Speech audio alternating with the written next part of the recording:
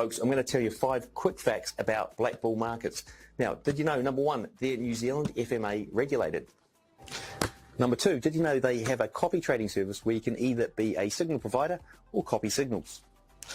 And number 3, did you know they've got over 26,000 tradable assets, including Forex, crypto, stocks, indices, and even more? And number 4, did you know they offer 500 to 1 leverage? And number 5, if you open up an account today and trade 1 lot a month, they're going to give you TradingView Pro for free. Check them out, Black Bull Markets.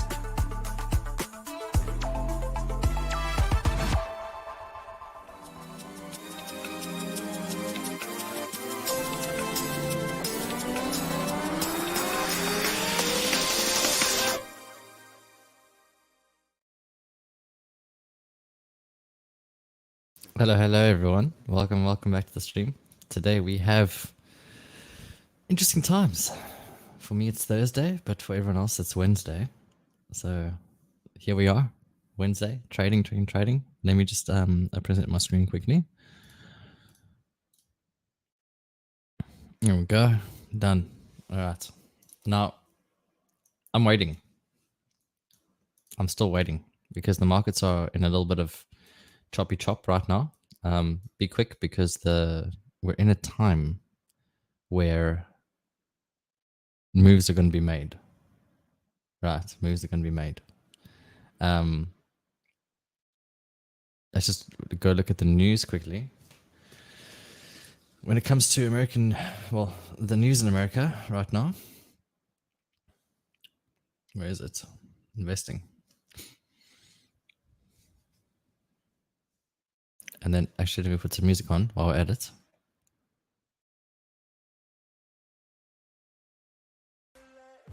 Okay. Alright, so today we have pending home sales. No? Yes. Pending home sales just came out. Not coming out yet, it's coming out in 2 minutes. So we're waiting on those news. And then we have another news event at half an hour after that, so we have 10:30, and there's a high impact, so we have 2 high impact events today, so that's going to be interesting to see.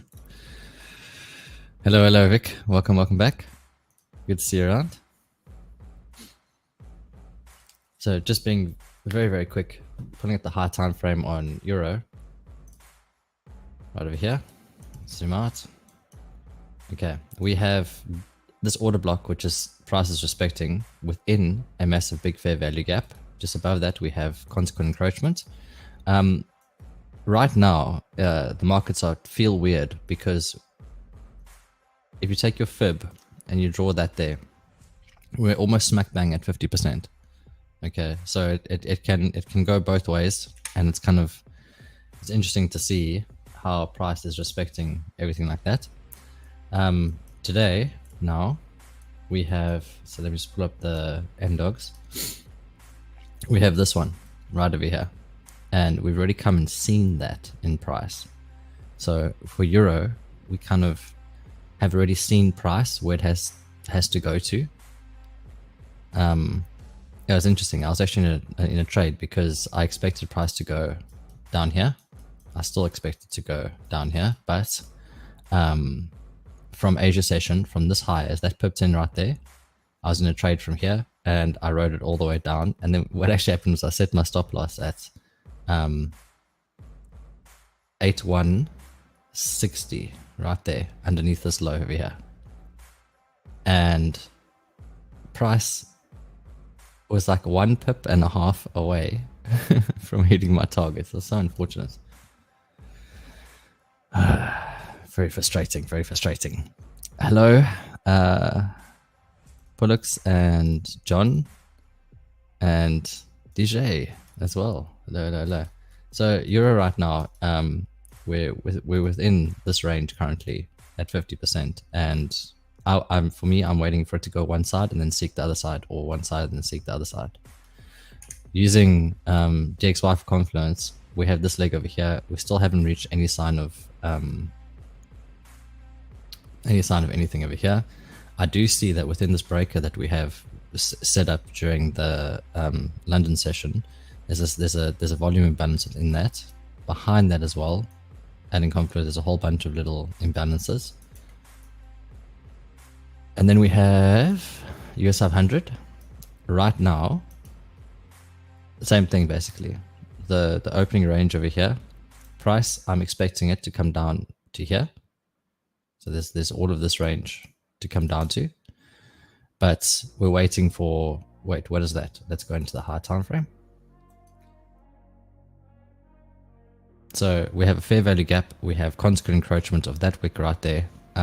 We also have the higher. So so with US 100, it could seek this consequent encroachment first before coming back down, or it might go down and then come up and seek the consequent encroachment.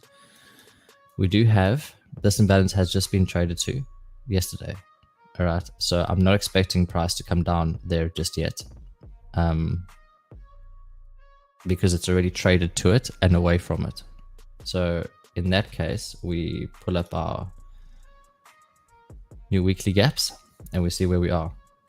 Now, interesting, we've gone from this weekly gap through that weekly gap to that one. The next one is actually above this fair value gap over here. So if we're seeking this price, if you look at the difference between this week and this week over here, that's just 50%.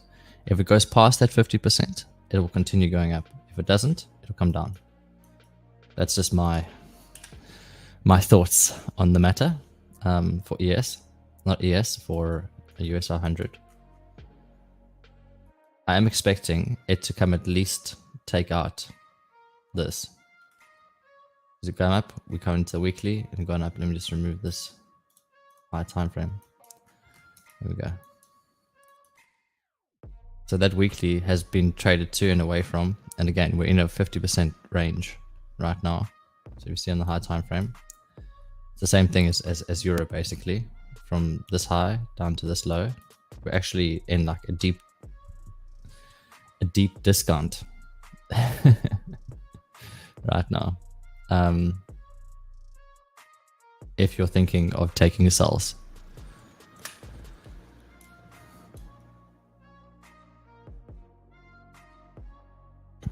Hello, Nightology. How's it going? Today's a bit of a chop day. Choppy day.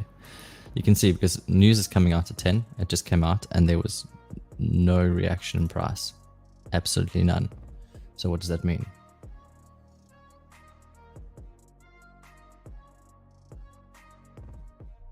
And it's supposed to be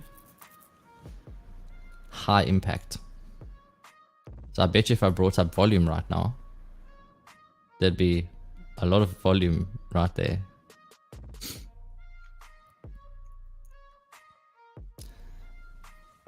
And waiting for this trade. So Pullux, I prefer US 100. For me, it's just cleaner. Going into NAS, I mean, that's just, it's a wild monster in my opinion. But my same rules apply for this. Very, very simple, the trade. So we have, where's 830? Right here. The lowest low at 830 to the highest high at 930, which is up here. So that little range right there, as soon as it takes one side, I'm expecting it to then seek the other side, depending on which way it goes. And now it seeks this side, and yesterday it went down. Why is that? Because in the higher time frame, we have a lot of liquidity underneath here, and it takes it. So, was this yesterday? No, that was Monday. Yesterday, same thing. So, let's go right here. We have 830 over here, and we have 930 over here. That's again a small range. As soon as it takes the one side, all right, I'm waiting for something to tell me that it's going to go to the other side. And it only happened during in London. See there.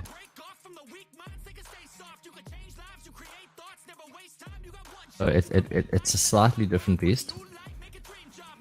It does respect the same things. Wait, what's happening right now? 1 and 2 and 3.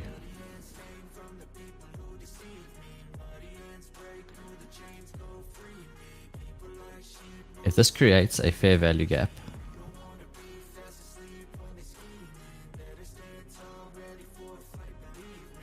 which it looks like it is doing. So after this minute closes, what's Euro doing? Have equal highs over here. We're not in anything right here on Euro.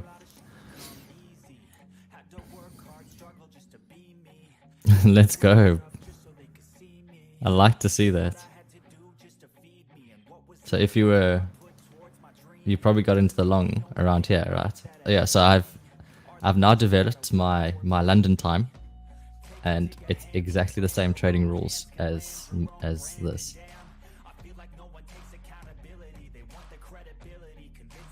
It looks like if this closes with a fair value gap, it's broken two forms of structure. So this creates a fair value gap right now. This might actually be a trade, depending on where price closes in 20 seconds.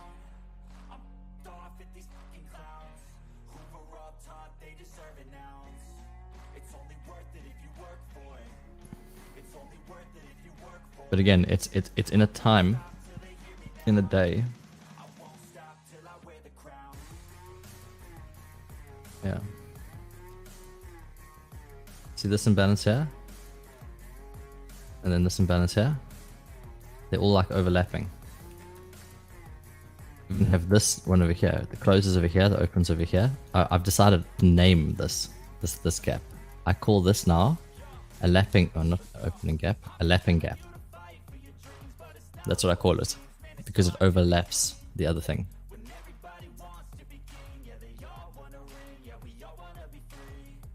See, we have from here, you have a higher high, higher low, not a higher high, higher low, didn't break structure.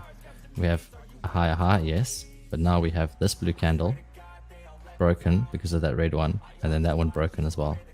So we could be seeing right now, from this fair value gap, a trade right down to 830, sell side.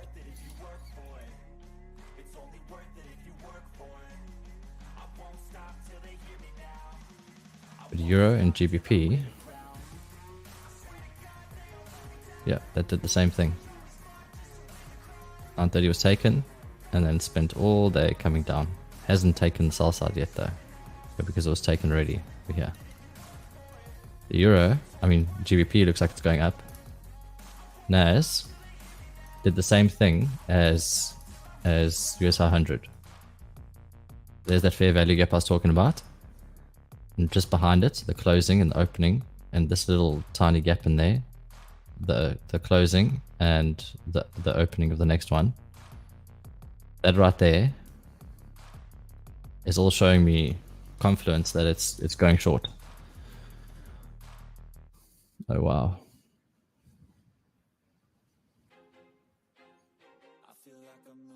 Yeah, all of this liquidity has been taken.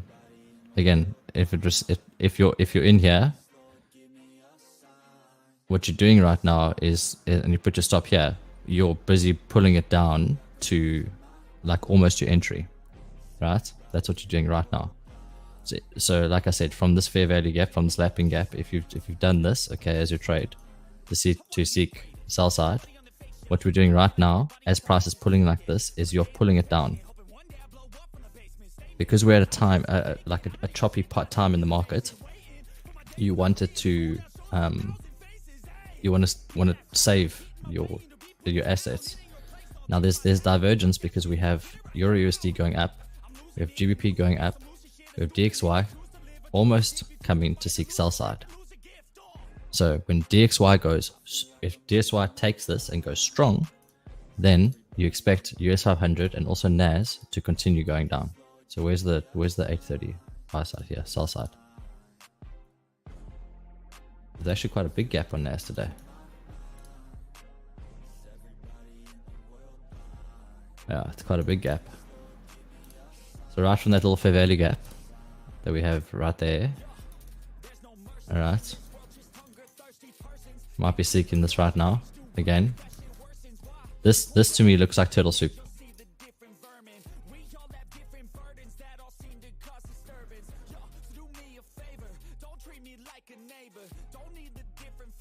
I'm just going to pull this up back to where it was. The reason why I say that as well is just because the... sorry about my thing today. It's a bit chilly in where I am right now. So we had these equal highs that I said at the high here. These two candles right next to each other. Those are equal highs. We look on Euro. We've set a whole bunch of liquidity. It's taken it, but it needs to take buy side.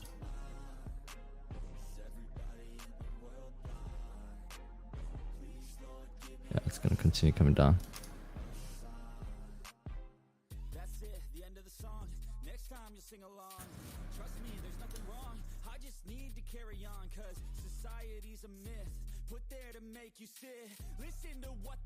Yeah, this is just still Euro. Like I look at this and I'm like, no. DXY is almost there. Yes, it is. Why am I seeking sell side today? Because the US 500 is your weekly. We go into this. Your daily starts down here, right there. So that's a big range. It's quite nice. And then it also goes through basically from one to the other. The weekly opens.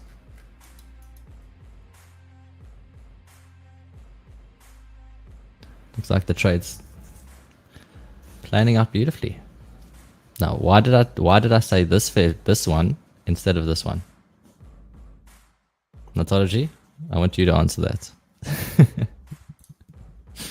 You can tell me. This is why I trade US 100 over these other currencies. I mean, look at them. They're just being chopped right now. Look at this. This has gone higher than that high. Euro has not gone higher than that high. So what are we seeing? That to me looks like SMT divergence of some sort. There's equal lows over here. It might sweep them to go higher. You never know. And if it does that, take your first profits here at 1.5.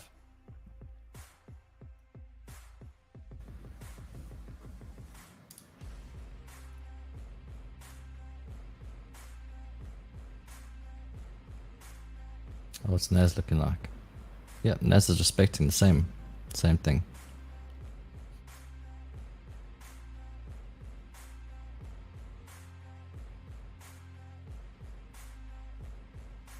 You're going to buy with GU from London Open. London Open.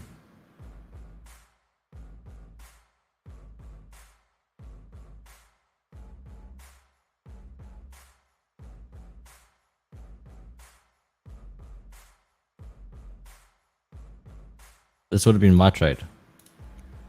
I was trading London, taking it to this high right there.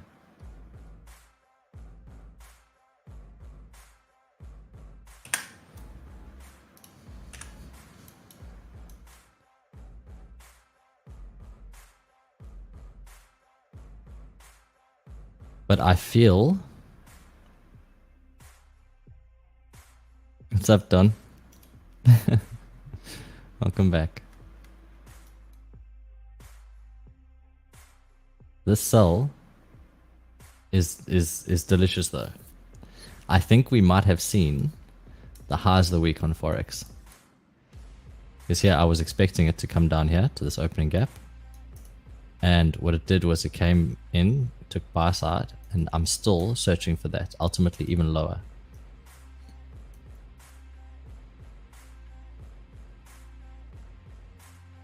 Because there's this sell side over here that needs to be taken down here. But they might be saving it for CPI tomorrow.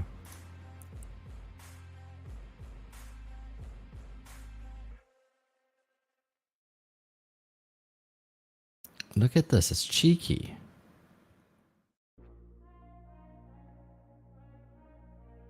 hasn't quite taken that low. But GBP has taken it. See that? That's gone higher than that high. That is not higher yet. We might actually be looking at Euro coming up to here and then just passing it, or even failing to reach it, and then heading to the other direction for today. Yeah, it's quite a nice little trade. Yes, you like to see it. Very, very simple, easy way to trade. As I said, the reason. So Nightology said VI. So this is my question: was why did I choose this fair value gap and not the other fair value gaps? So these are your first target profits, and your stops are break even, and then we have second targets down here. I'll just keep the trade there. So why didn't I just take this one? 930's here. Why didn't I just take this little fair value gap there, the 930 candle? Exactly. So for this fair value gap over here on USR 100, I didn't consider this valid because it hadn't taken the 930 buy side liquidity, the buy side liquidity that's been set. Then we've come up. Now we've taken this over here. Why did I not consider this? Because it doesn't go below that blue candle. It gets resisted and then continues to go up. If it broke that, then I would consider that. So here in this case, we have this blue candle that gets broken, that blue candle behind it that gets broken, and that all happens in one move. So we have this one move that breaks those both, and then on top of that, to give it added confluence, is that we have, this is a break one, this is a market structure shift, for it to take these equal lows, and like I said, from here we'll see what it wants to do. There's a volume imbalance right there.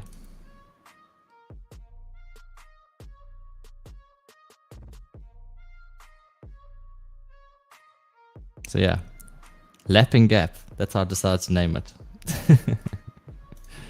Because ICT actually hasn't called it. I don't know what he would call that type of gap. I know he probably has some kind of name for it though. What's the XY doing? We're sitting in consolidation.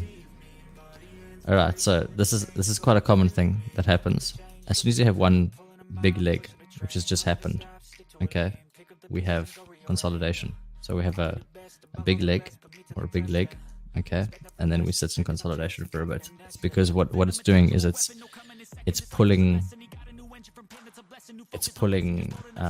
people to enter the market. So you have what's Euro doing? It's like right now, what do we see? I see a lot of sell side. I literally see sell side. All of this over here, all of this, those are all liquidity points.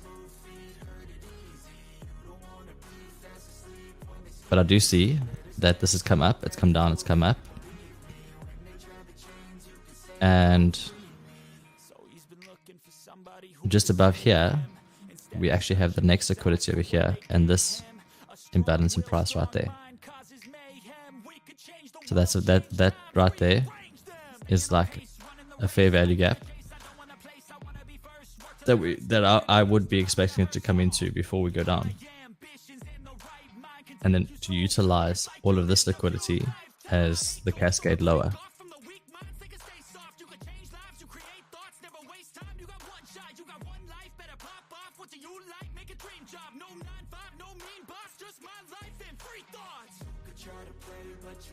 So GBP's already it's done the same liquidity move, and it's also set a whole bunch of liquidity there.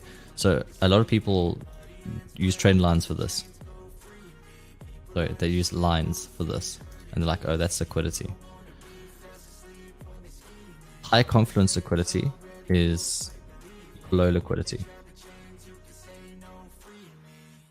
Because it's easy to see. Well, not necessarily easy. But I see equal lows there. I also see equal highs over here. And this is relative equal as well. At the top there. Down here, I see that it's already been taken. It's been sniped. And so we are now seeking a form of discount. Which is, if you do have a short idea, it'll be somewhere in 50 range to go short. But because we have the opening, which is up here, right? So that's the new daily for DXY, not DXY, GBP. It's over here. It's come to, and then we're seeing where it's going. Euro USD has come lower to that and is going higher now. So if you're looking at price, it's a pleasure, Ali. It's a pleasure.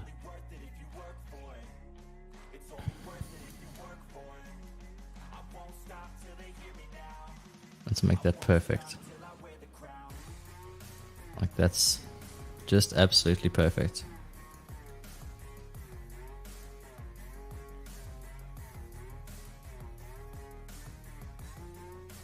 Like look at those, how even that is. That's amazing. I love seeing it. Stuff like that fascinates me.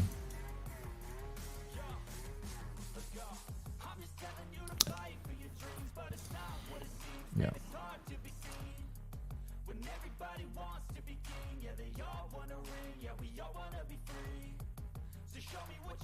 So this color here, this breaker, a lot of people get confused what a breaker is.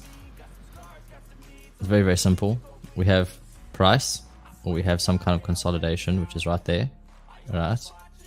And we have, it goes lower, it then goes higher, respects that box, it's gone higher than that box. The highest candle in that, on the 5 minute, that is now your, so that all there, all those 1 minute, those down candles there, that's all the 5 minute candle. Goes into the breaker, respects it, and then goes higher. Now, a breaker can be used again. And especially because there's a little volume imbalance in price just underneath it. But now that we've just sniped it, we created, again, liquidity here. Liquidity. It's targeted this liquidity now. I'm expecting it to go lower. Look at that. Like, how beautiful is that? Absolutely stunning.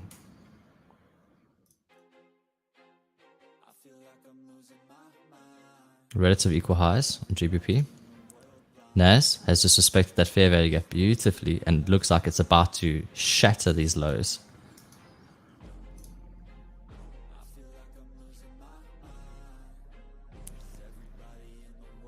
Good morning, success. I'm also in Australia, my man.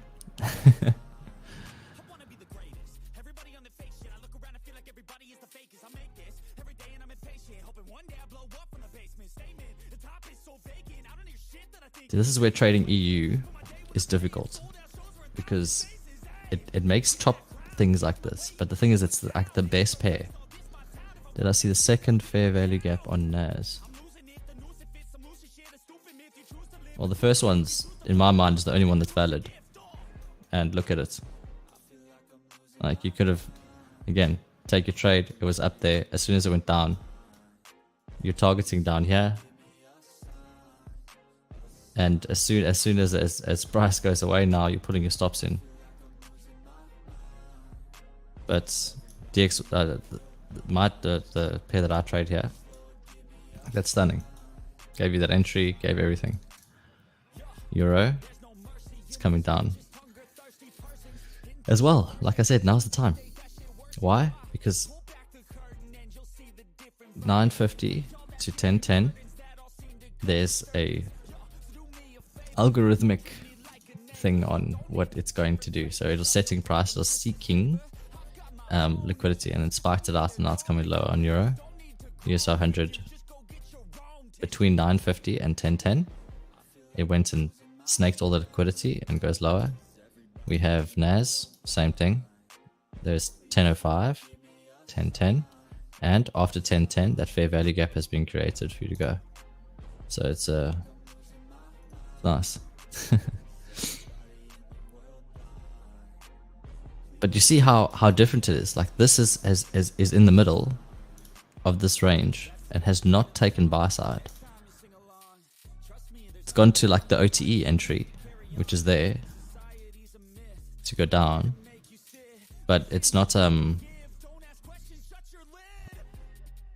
it didn't give me the same confidence that everything else gave me.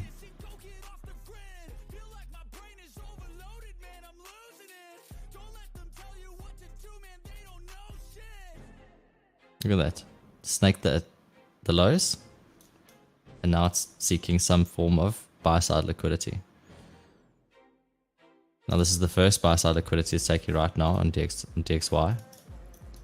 The second one is up here, and the third one, of course, is up at the highs. Jason, I don't trade UJ because it's not crossed with the USD. My whole analysis is based off of all the pairs that are crossed with US dollar because they're predictable.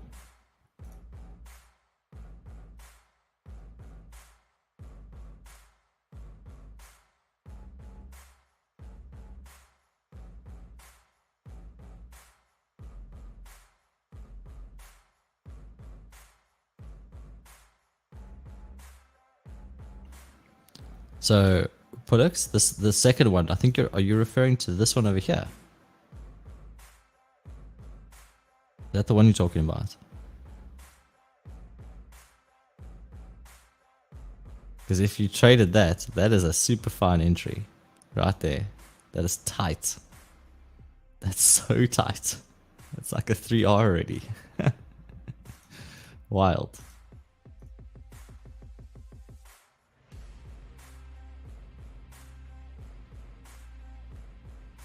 USD JPY, it's another pair I don't trade. JPY tends to be,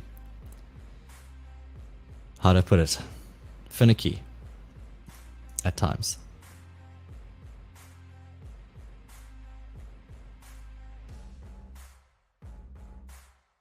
So US success, that NWOG right there, exactly. Isn't it amazing how that sell side is right there? My whole idea on this is for it to go to the daily. So there's a lot of room for the sell side.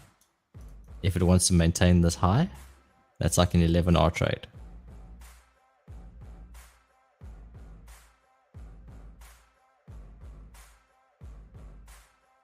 Yeah.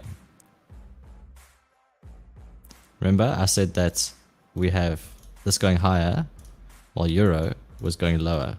So that for me was SMT divergence and nightology. The other time that I was streaming, if given a choice between which two pairs I would trade, over Euro or GBP, it's the one that's going higher. I'd rather trade the one that goes higher compared to the one that's lower, because this over here you don't quite know. It might come back and snake it, whereas the one that's higher has already taken a like a buy side objective of some kind.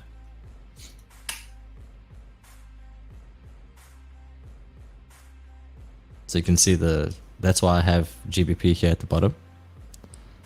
So you can see that clearly right there. Now, why do I use the bodies and not the wicks? Because if you turn this into a line chart, you see, it doesn't ever reference the wicks. And that is why, according to ICT, wicks are gaps. So they're imbalances. Wicks are all imbalances in price. The bodies are what matter. So we have this SMT divergence. That's nice. DXY. We have, again, the bodies are going up like this. and we have the high over here. This is going higher because they're going in both direction. The low of DXY and the high of GBP, that is correlated SMT divergence.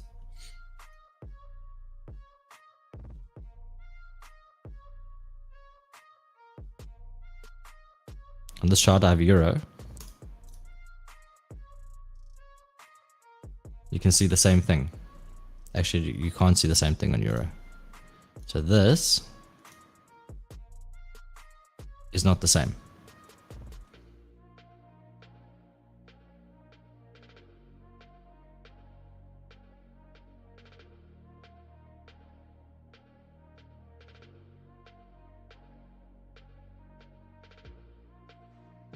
Yeah, it's coming up for this void.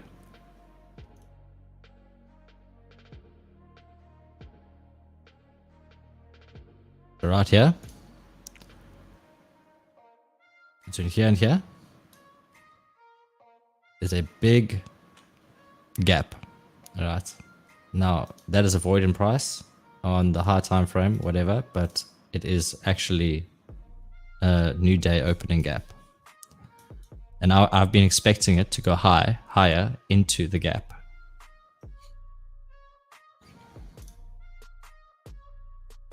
Let me just put this back to candle chart. How's GU doing? GU's come down to this whole range right here. See what I mean? All of these points are liquidity and it cascades down, snapping all of this liquidity.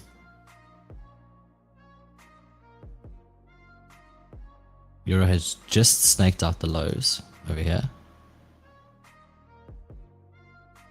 But because dollar has a upside objective, which is that opening gap over there, you can see throughout the week. Over here. It's come into this gap. Sorry, this is a weekly opening. Actually, that needs to be white. So this comes in a little bit and rejects from it. Now that's still a big void in price. Price always needs to go back to voids. So it comes down, comes down, comes down. And as soon as this happened yesterday, sorry, this happened yesterday. Okay, it snaked these lows over here for the week. All right. It then started going the other direction. Bang, bang, bang. Very, very fast.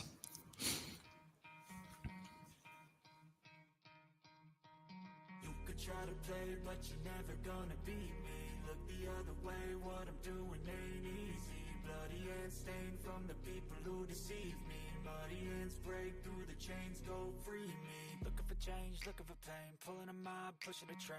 I'll never stop, stick to a lane, pick up the pieces and go rearrange. So this is all perfect.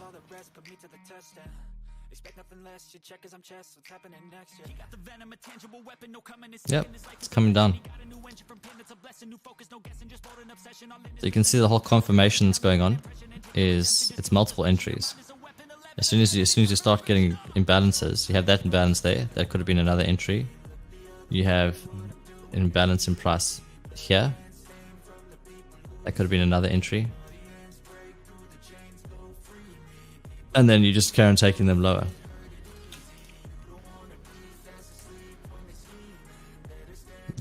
Blue magic. Annexation. German 40. I don't trade that indice. I trade US 500 because it's the one I'm used to. Let's see what Nas is doing. Same thing. Perfect. Easy. Happy days, eh? Happy days.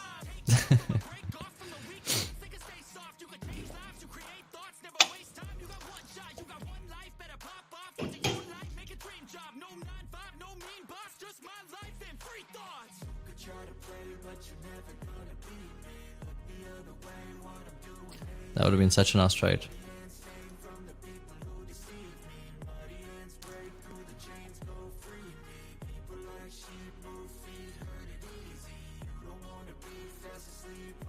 From that daily opening right there, like that would have been so nice if you got in here, if you like had the courage to just get in this gap over here, because that got filled in fair value by a tick here.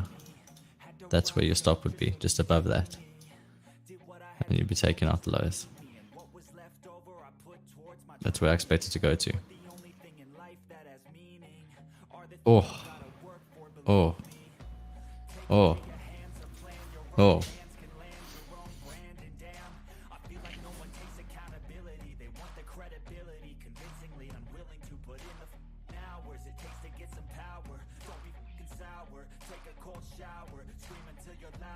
So remember what I said on the US 500? As soon as you've taken your profits here already, so you've taken half of your position or whatever your choice was, you've pulled your stops down and you're literally riding now.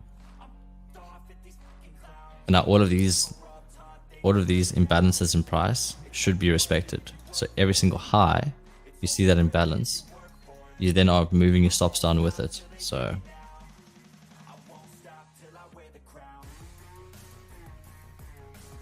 alright, so this here, you're setting your stops just above there. You see this one over here that just was formed and went into. Now as soon as it's broken this leg, your stops are just above that imbalance in price. Hello Alberto, welcome back, good to see you around.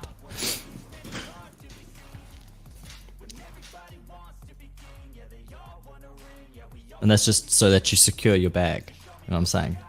You want to secure that bag, because there's no point in price coming up and hitting you back, especially when you're already in solid profits. DXY is continuing. Nice. GBP is just plummeting. Like that was the trade right there. Euro.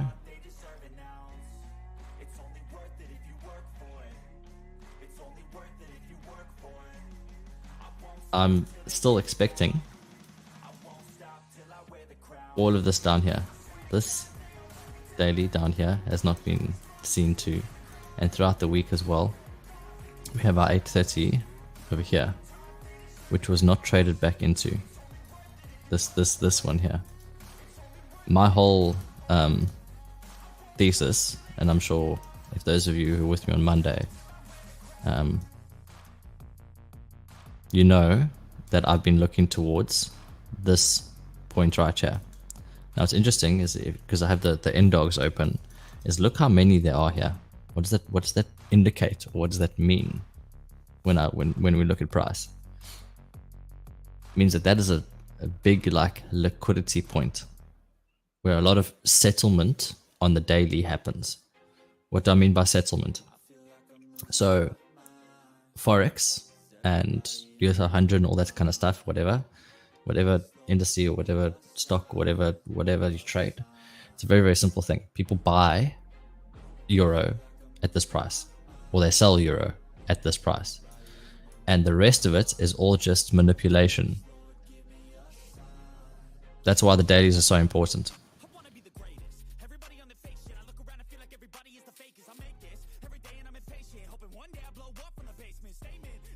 And if I pull the weekly as well, that big price right there, there's a huge weekly here where there's a lot of dailies. Exactly. Throughout time, when you look at this for a while, what you'll see is that all of these places in between tend to get filled as well eventually over time. So if you were to continue drawing dailies and weeklies and go back years, the whole chart would be just riddled with them. So it's very, very interesting. You'll see here, creates a whole bunch of stuff, comes down, it leaves a big gap. Right? This now is another form of gap. Okay, the gap between the weeklies and the dailies. All right, so you see that big gap over here. The weekly gets held and it pulls right through and then starts setting the new dailies over here. As soon as that happens, it starts coming in, it sets a new daily just above here, goes up, sets a new daily, over there and starts creating a whole bunch of more gaps in there. Now, because this weekly and all this has not had price seen to, it goes back and it starts doing its thing. It starts selling a whole bunch of stuff. It's very, very interesting. Yeah. Let's go back to the 1 minute there. How are we looking? You have snaked the low. Are you gonna offer any form of fair value?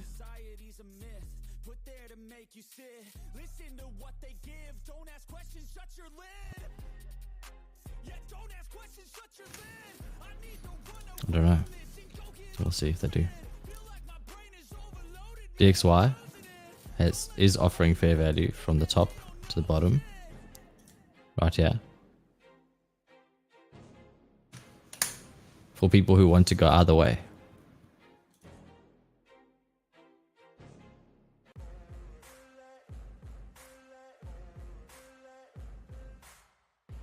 So what are we looking at right now? This is the trade. On NAS, that would be like a 3.5. If you were a super bomb and you got in there, it's like a 3.8. Let's get US 100.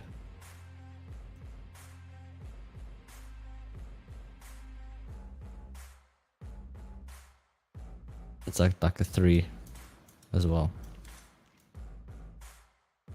Okay, now what we're looking at right now is because of time, okay, and news. The next news batch just came out.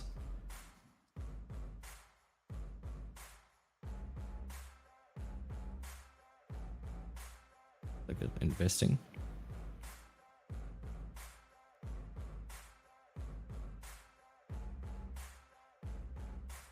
So the next batch of news came out 10:30.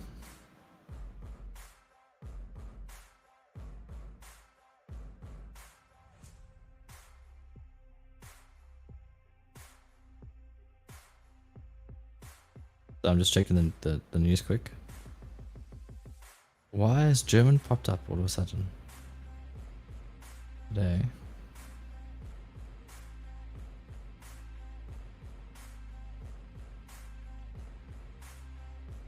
Let's just read this quick. Crushing crude oil. They've used more and stored up more crude oil inventories. No, they've used a lot more. Oh!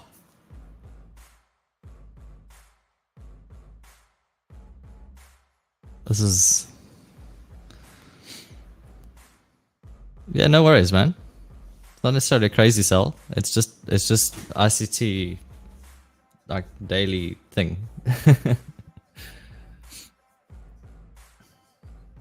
how we view the market.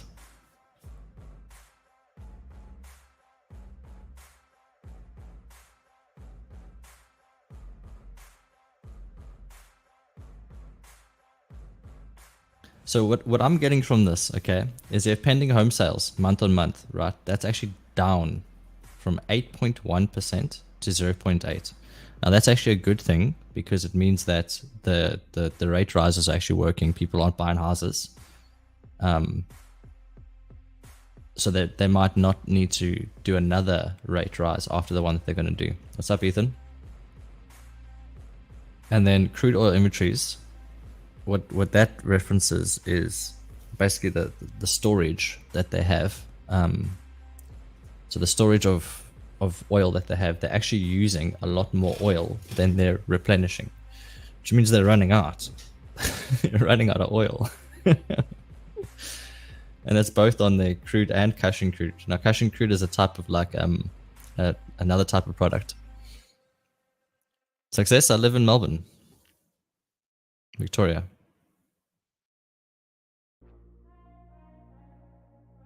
Let's see how Naz is doing. That's beautiful. It's still going.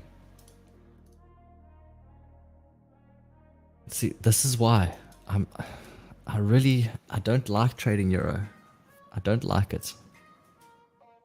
Because yesterday I was trading and I was expecting it to do something and it didn't.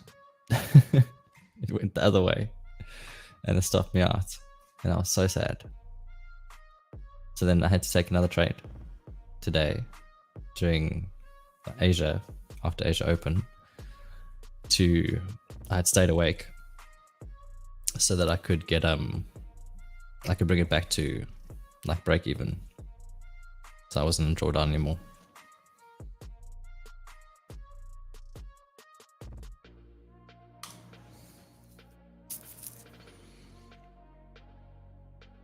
This move right here on US 500 is what ICT literally does, and it happens every single day, almost every day. All right. And I've just refined it with the time zone. So 8:30 to 9:30 is what he refers to as the opening range gap. That's the opening range. And then the opening range needs to be balanced. It needs to see both sides of the opening range. You can see opening range here, and then it takes this, it gets a whole bunch of people thinking that they're going to trade, and then takes them down to the other side where there's a whole bunch of liquidity resting underneath here. And because my bias of dollar going up into the weekly, again, it might not happen today. They might be reserving it for tomorrow for CPI. I'm expecting it to go into here. And for CPI is going to be interesting.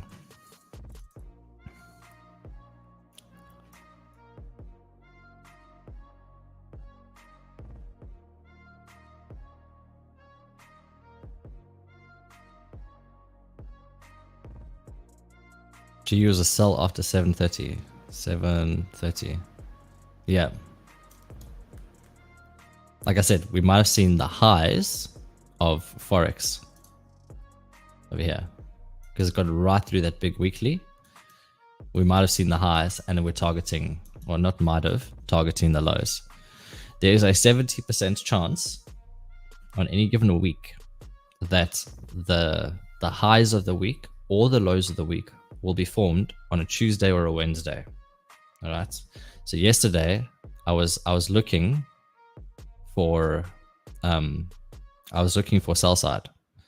So what I actually did was, after this was taken, it came up here. I was trying to get into what's it called? An OTE to go lower, because I was expecting this to be hit. It wasn't. Because I thought that yesterday was Tuesday, it being the high of the week. Now, it actually started coming higher and higher and higher and higher. And then, because it snaked out this 8:30 buy side over here, this 9:30 buy side, okay? Then I waited for that. Then it was like the opening session. Never, ever take a trade between 5 o'clock and 6 o'clock. There's a reason for this. I'm sure you've realized. The reason for this is because they open it's the place where it's the daily opening gap. And what happens is you have all the big institutions and stuff coming in, and they're all putting their money in the market. They're either buying or they're selling at that price. And that price is specific. Everything else in regards to price is manipulation, basically.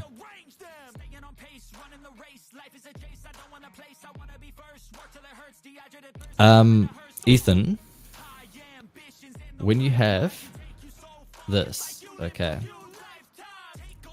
this was Tuesday and now we're at a Wednesday.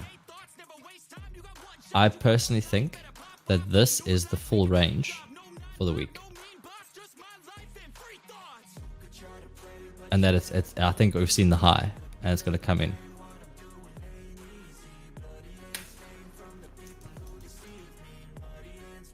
So this is Monday over here. Yeah, this is Monday. So let's we go into a higher time frame. You'll see over here. So this was Monday right there, not that. That was the week before. Monday, Sunday, Monday here. So this is the full range of the week.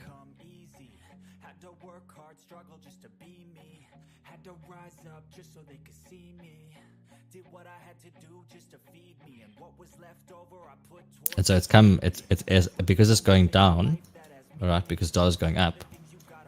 Let me just remove that. So we have this, it's come up, it's come up, it's come up, it's really snaked, and it's coming down. I'm bearish on everything because I'm bullish dollar, and I've said that from the beginning.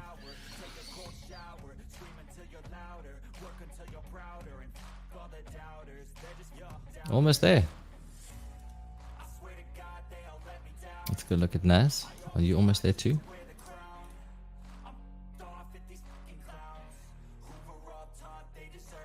Yeah, almost there. And interesting, this price is moving, but you see what dollar's doing? It's doing nothing.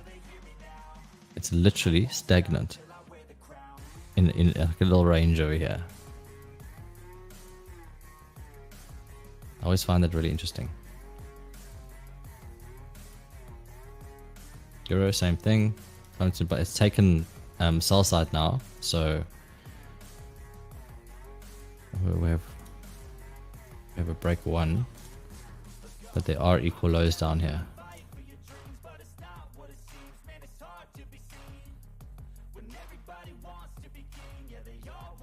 Yes, Ethan. When DXY and indices move in the same direction, there's something wrong. Well, it's like a break in correlation.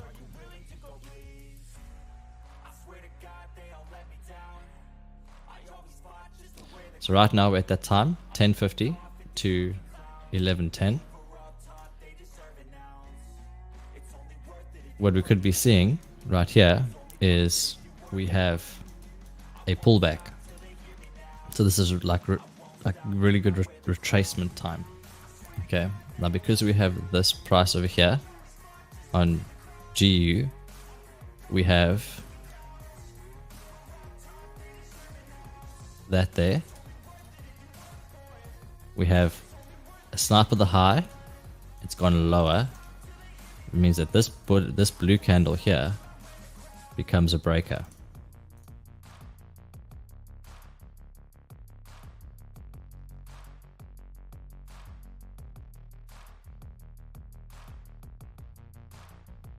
If it wants to retrace, if it crosses the 50% portion of this breaker, then you're looking at your stops. So if you're in GU, your stop should be above that 50% point of the breaker.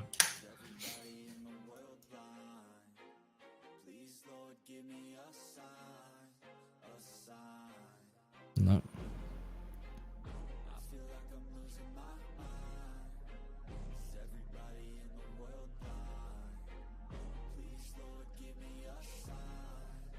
Tell me about the institutional level on NAS 100. So that can be found just by looking at the charts. So just remove that.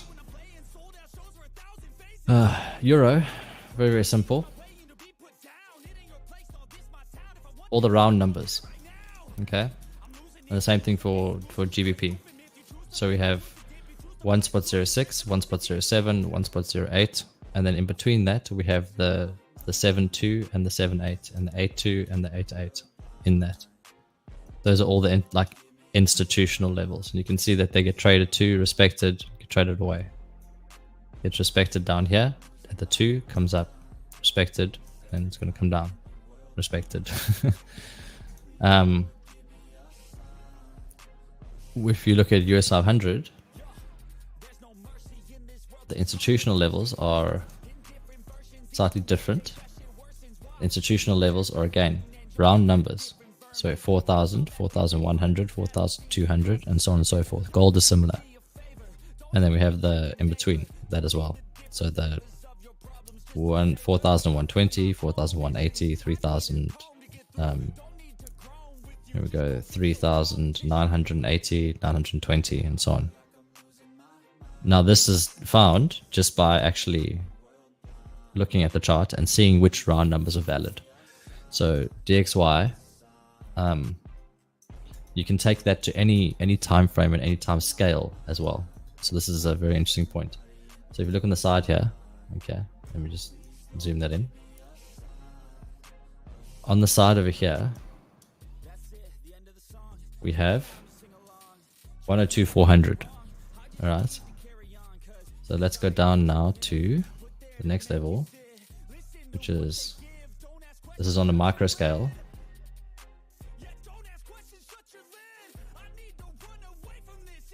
420. Okay. And then we have the next level, which is 480. Like, look how that's respected. How that's respected there.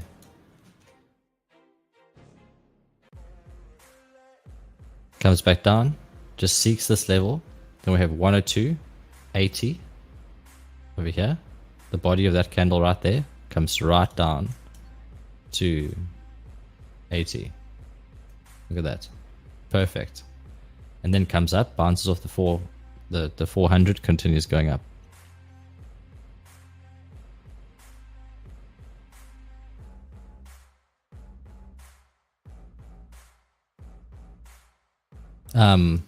Yeah, so the institutional levels for this, again, it's just round numbers. 600, 20, 80. If this is, again, this is the 1 minute time frame. If you go into a larger time frame, it's a different level. So then you're looking at the 102. Let's just do this. 102.6, and you'll be looking at 102.5. You'll be looking at 102.4.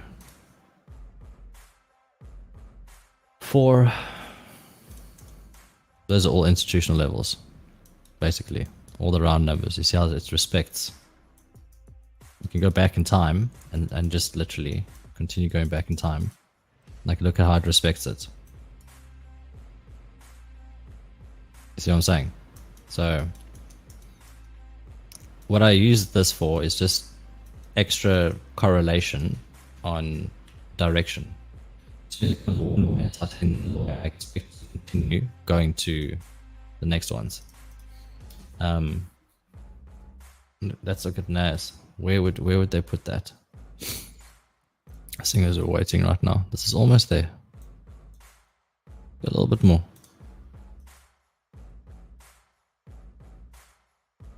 GU is serving dinner.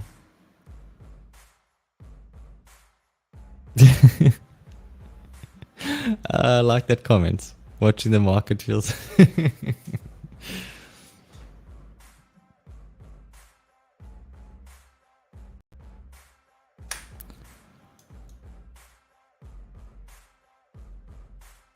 So because now on Euro, we've taken the sell side liquidity. It's going to be interesting because it's left buy side here. It's left buy side open on Euro. GBP is just going to the floor.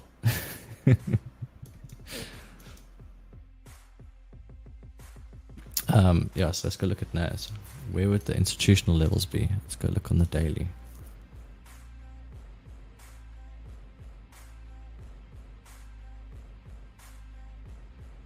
Alright, I see it. So what we're looking at is the thousands. So you've got. Let's just do this quickly. Coordinates. Make these both 0, 0. Yeah. Next one.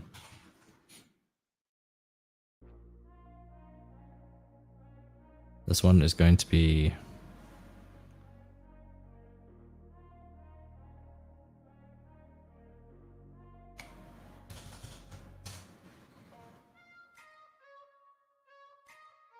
this one is going to be 13.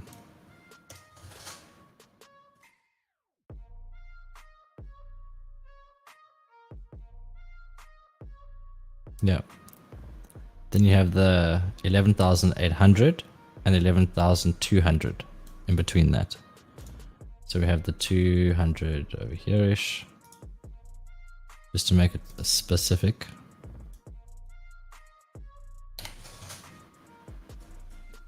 And the 800.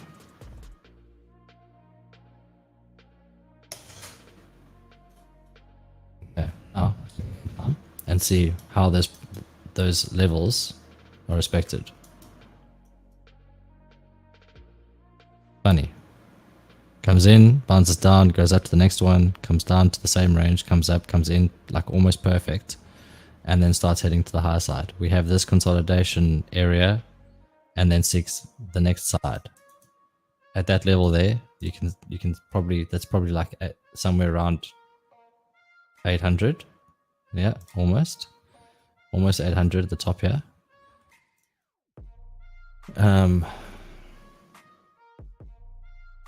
16,800, 16,200, and then 16,000. So, and then continues down. This is 15,000, where these levels are. It's around 15,200, 15,000, and then continues. So, yeah.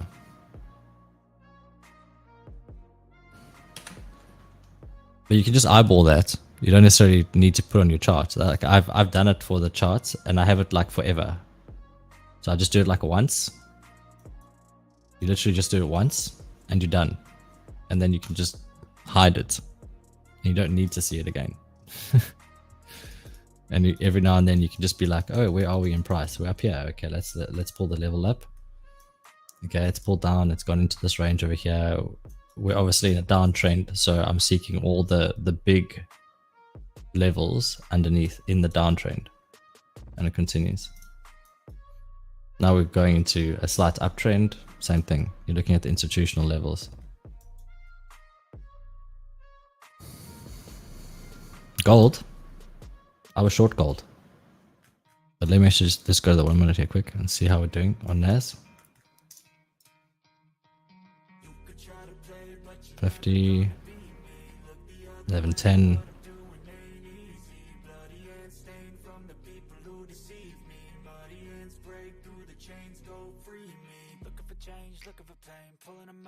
That there is not a breaker. That whole price range, that would be the point.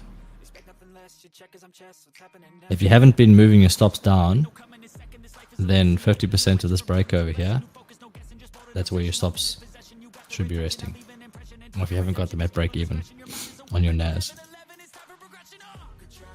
Oh, it's so close. Look at that, so close. I'm expecting it to push. But you never know. The markets always do something dodgy.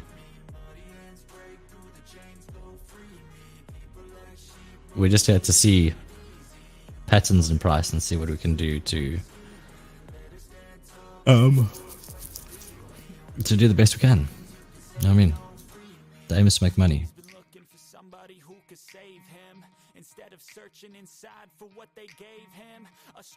Those equal lows that was sniped, and Euro right now is actually looking like a buy. We have one. I have to wait for another confirmation.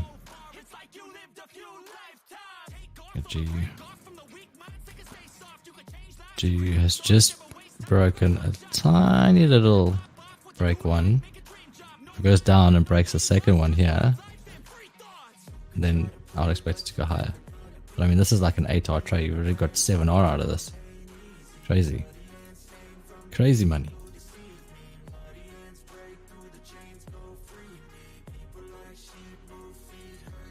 Look what's been respected.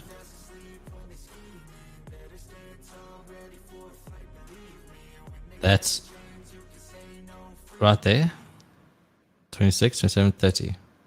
That's the highest point of the 930 liquidity. Look at that candle. Exactly the same price. Exactly. And then, oh, bounce. Funny. This would be a breaker.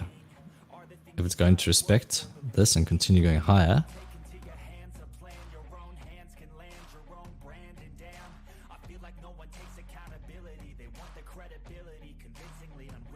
it's gone lower, it's gone higher.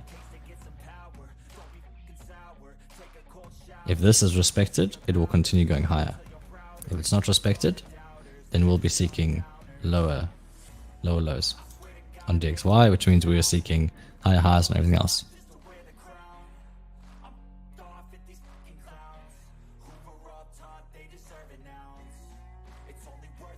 It's like this. You're pyramiding. Just careful about pyramiding.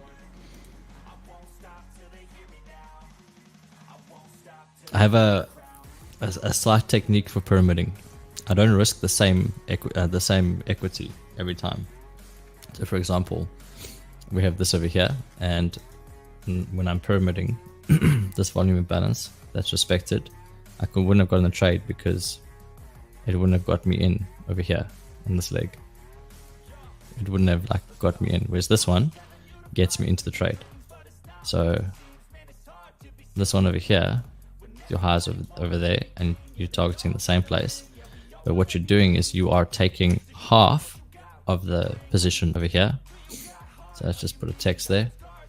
So 1%. It's a 1% trade. Okay, your next trade should be a 0.5%. And then if you're waiting, or you're waiting over here for this imbalance to get traded in, your next trade should be 0.25. So half of that. Why do I do it this way? Is because the more that price goes towards the target, the higher probability it has that it's going to come back. So if you're risking less, then it's okay because you've already made 1 to almost 4R in this trade over here.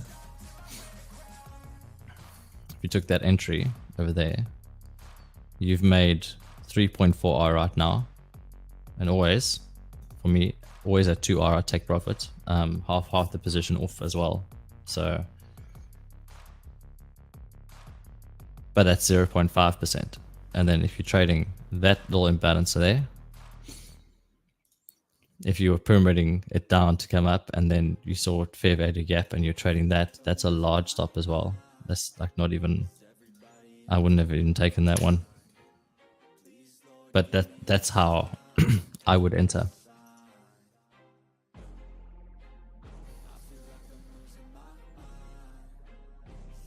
Like I said, looks like it's switching. And it's the perfect time. 10:50 to 11:10. What's it doing? It starts seeking the nearest liquidity. Where's the nearest liquidity on Euro? Yeah.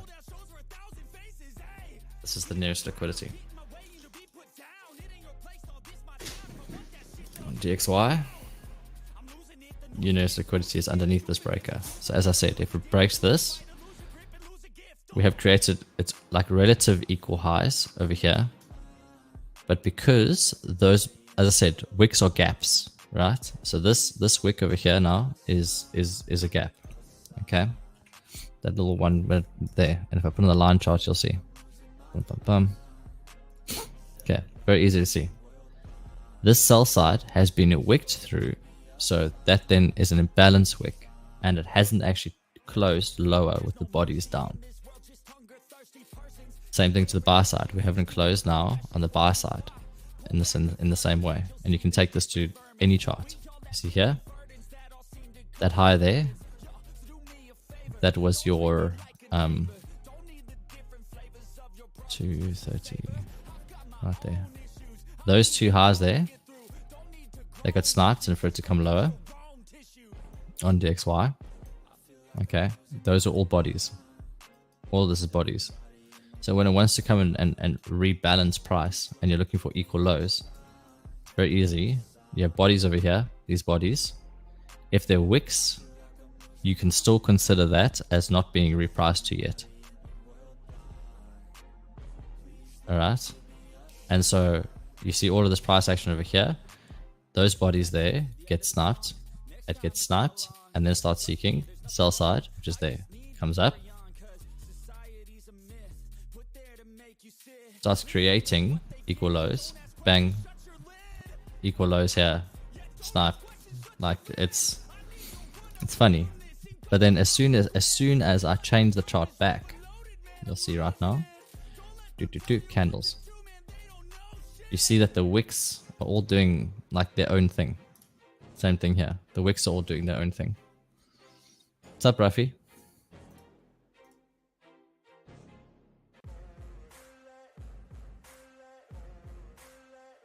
So you would have been stopped out now, because as this leg was created, as I mentioned, you're bringing your stops down.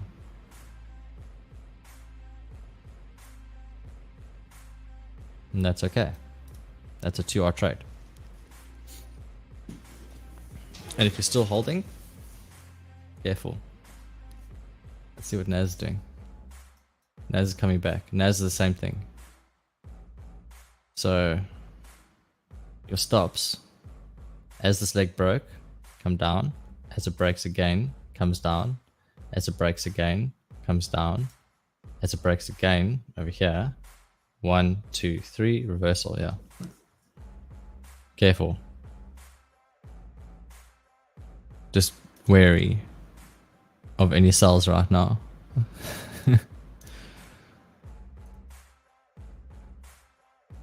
Like I said, DXY, it's just in the breaker right now. We're looking at that 50% mark.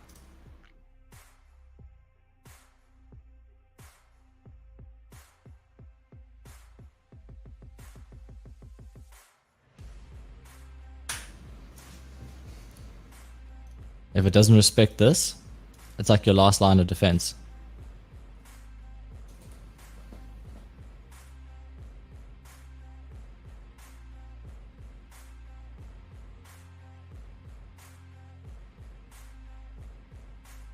See where it closes. Because remember, wicks are the gaps. It's the body of the candle that matters. And if a wick is a gap, alright, what does that mean? Gaps like to be traded to. Or inefficiencies like to be traded to.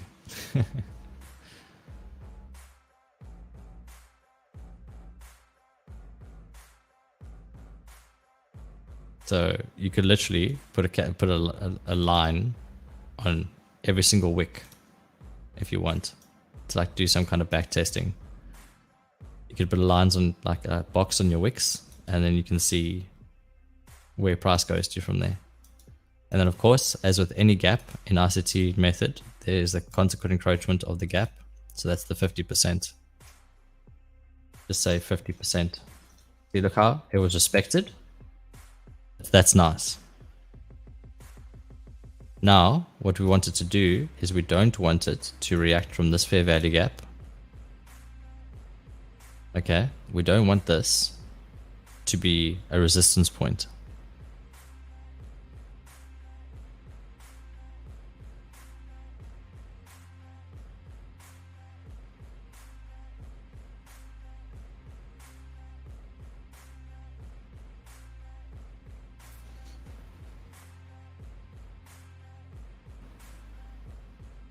If this goes above here, then it's like I said, it's possible going long. If the breaker 50% is not held, it goes lower.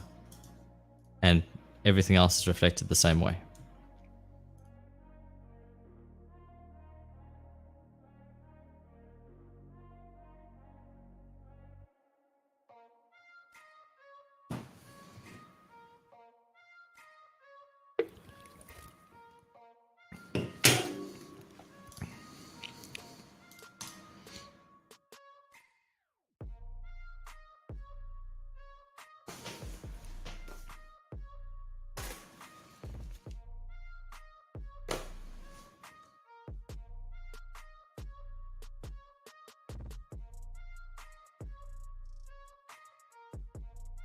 Nice, taking profit. Like to see it. Rather profits than no profits, you know what I mean? So do you see how what's happening there in that fair value gap? on DXY. Now this has a high confluence for going the other way, in my opinion, as in coming down, because what's behind it? Nightology, you tell me, bro.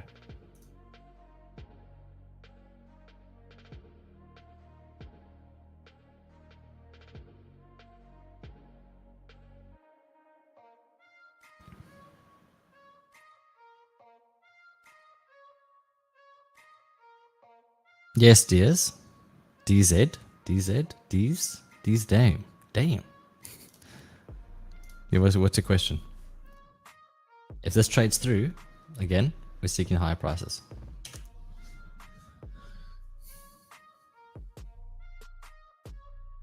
Which would put it into, yay, we're going up here, into the weekly opening. Yay, that's where we want to go. Everything else needs to come down.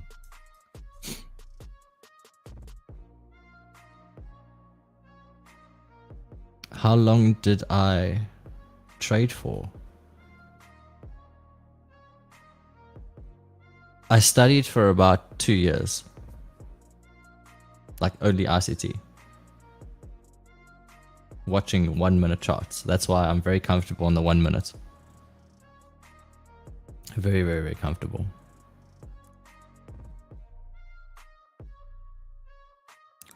Ethan, right now, we're in a time, so it's 10:50 and 11:10, where they're, during these times, okay, like I said before, on the hourly candle, okay, no, there, let me just do this, on the hourly candle, you will generally get your 10:50, 10:10. That 20-minute time window is normally the wick of some kind. Okay, unless the body wants to close like complete and have no wick.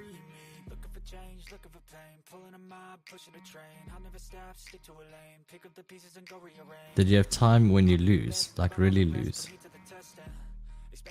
Lose. I haven't actually. I've lost $300, but I didn't actually get into the market until I knew exactly what I was doing. But I've made more than $300.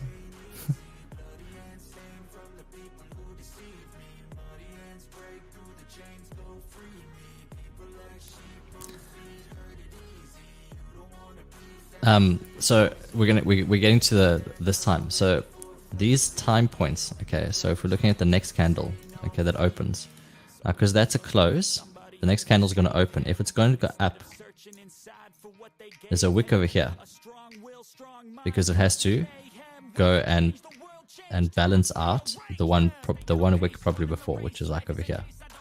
All right, so if we're going in, like say for example, it's an uptrend. All right, now that comes back and rebalances that wick out, okay, and then goes higher. Now what you see there in price is you see it go up to come lower to go higher, and on the opposite we have this, which is we have up, and now because it's sequenced, that's probably a wick, okay, on the, let's see the hour, 7 o'clock to 8 o'clock, yes, that right there, that whole section of price, that's a wick. So I'll just pull this over here and I'll show you right there. If I go onto the 1 hour,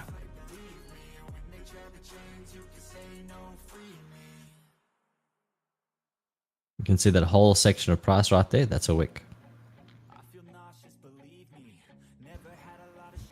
Very easy. You see the wick and then it's amazing. Go back to 1 minute. So once you understand how to read the market, okay, so the hour closes over, actually the hour closes here. Yeah. That whole section of price is a wick. So now we've come from down, we've come up. That comes down, it breaks structure. What are we doing in the next hour? 8 o'clock, which is over here, to 9 o'clock. which is over here. Between 850 over here and 910 there's a high probability that it's going to create some form of a wick. Now because the close is over here and it's gone higher than that, alright, your next 9 o'clock is over here. So we're looking at, there's a little inefficiency, and then that will create the new wick to come lower.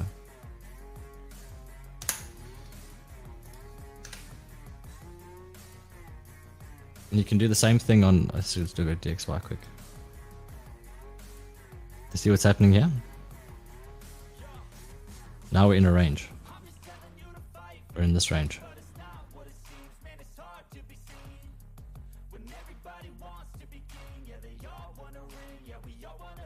Let me just remove this.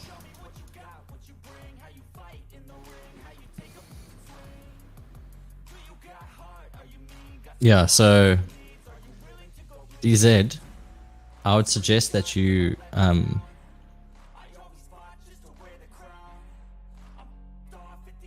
trading demo is actually really, really good. It gives you confidence, it gives you a little bit, I'd say a little bit more confidence in the market. And once you are able to be consistent, as in really, really consistent, I'm not talking about, oh, I'm consistent after 1 week. What I mean is like you actually practice your demo for like 3-6 months in your demo, and you're literally just becoming consistent.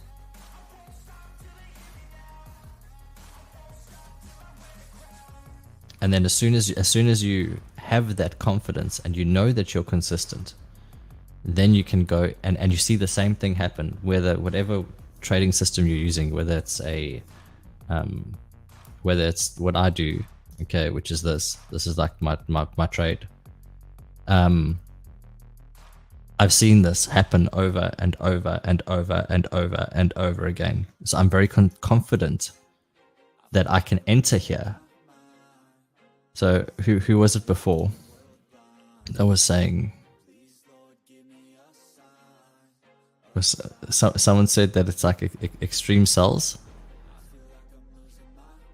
But I'm confident that it's not going to carry on pushing up because we're within that time frame, 950 and 1010. The next time frame for it to switch around again is 1050 and 1110. What's the next time frame you're looking at? 1150 and 1210. So you can literally take this out through the whole day. My whole London strategy that I've just developed works exactly the same way. So I'll take you onto and I've done this specifically because I want to trade London because my wife's unhappy I'm trading at night. Everyone awake with the streaming. I'll not be able to do this for much longer. But what I've been specifically doing is I've been setting a time. So you see I have the 8:30 and 9:30. I'm doing the same thing here in London. Between 1:30 and 2:30. You have the lowest low and the highest high at those two times. Then what do we look at? What time zone? 2:50 over here until 3:10. A wick will be formed. As soon as that happens, it's taken sell side. I'm looking for an entry to then go to the buy side, which is the first one is over here. The second one is the daily open, which is there. Okay, and because of the gap, like 7R, it's not bad. And you can see, let's do it the day before. So yesterday, New York was a bit of a mess. London was actually also a mess. In the same time frame. Yesterday was just a mess. 30, yeah. The open of this candle right there. And we have 230 highest highs, yeah. Alright, so as you see there, what happens? What time frame? So 220 over here, 230 comes in, and we're waiting for it to do something. It needs to seek buy side or sell side. Now, why didn't I do this? Because that was 130. So that low for me wouldn't have been valid. As soon as I see a change in structure right here, I'm in a trade. Long. Why at that place in time? 250 to 310. What's happening there? It's creating the hourly wick open into the next close wick lower.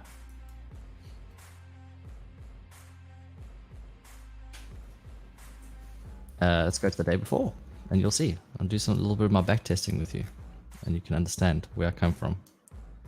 Let me just close all of this. Okay. So here we have the highs and these are the lows here. These are the lows. Okay. Now that does get traded through, but it's not during the time that I want to see something happen. Because I'm looking for the wicks, which is between 250 over here and 310. So it goes up and then it breaks on the 1 minute, on the 1 second or the 15 second, you would see that this is a change. And we have a break, This is a trade.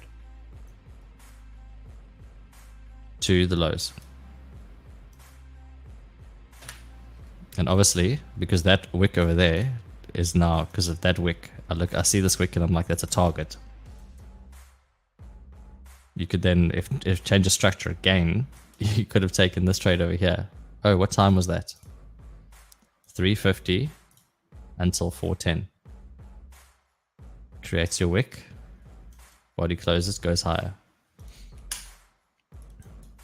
Time is so important when it comes to doing things like this. Let's go the day before. Let's go the Friday at the same time. Like I said, I've been developing the strategy for a specific purpose. Okay, Friday was news day. It's a non-trading day. Thursday,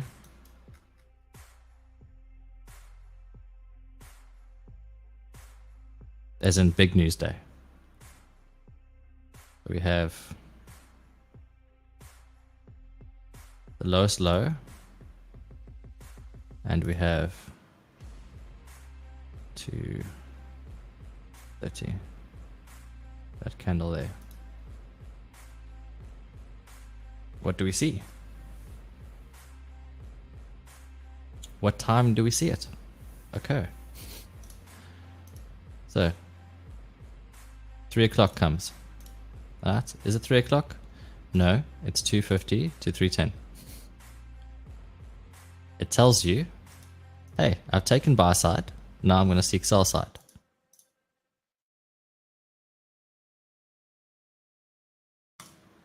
Done. Or you could have just held it for days and gone for a 10 hour. But yeah, very, very simple strategy. Edit. Something I specifically designed for Forex. Yeah, like I said, we're in a range between these two. You see how I identified that range before it like even started ranging properly?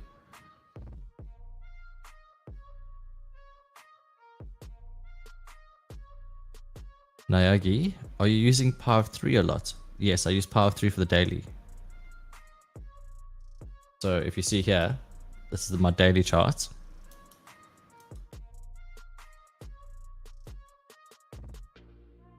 Okay. And what do I see on the daily? We have 1, 2, 3. Next day, bang. Let me just do this. So we have 1, 2, 3. This Power 3 hasn't worked until this. This is confirmed now that we are that structure is broken. All right. I then know that I'm going to have to wait. High confluence that from up here, I can start taking sells. So 1, 2, 3, and then on Friday, sell day. Seeking the lows. Next low, next low, next low. Yes.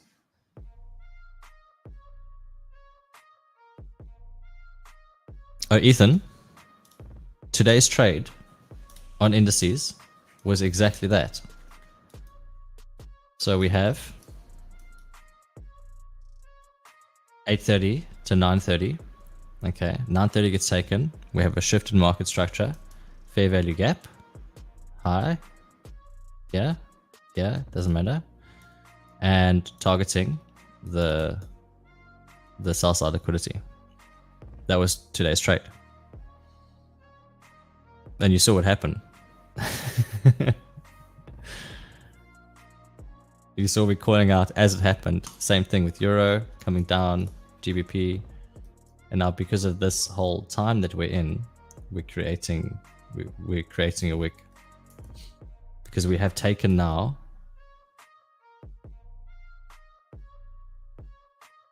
9:30. We haven't taken sell side on GBP, Euro. We have taken sell side liquidity.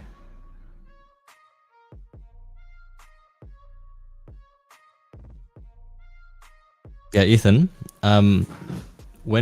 Because I trade the 1 minute, it's very, very specific. And if you don't get in at exactly the right moment, it's like you missed. Then you stay out. You miss the trade. Don't take another trade duck chasing.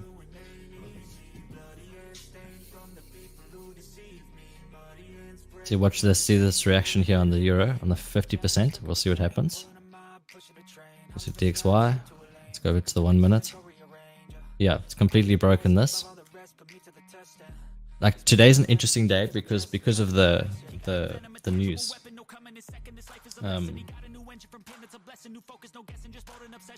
And because of the time that we're in. I was expecting a slightly larger move.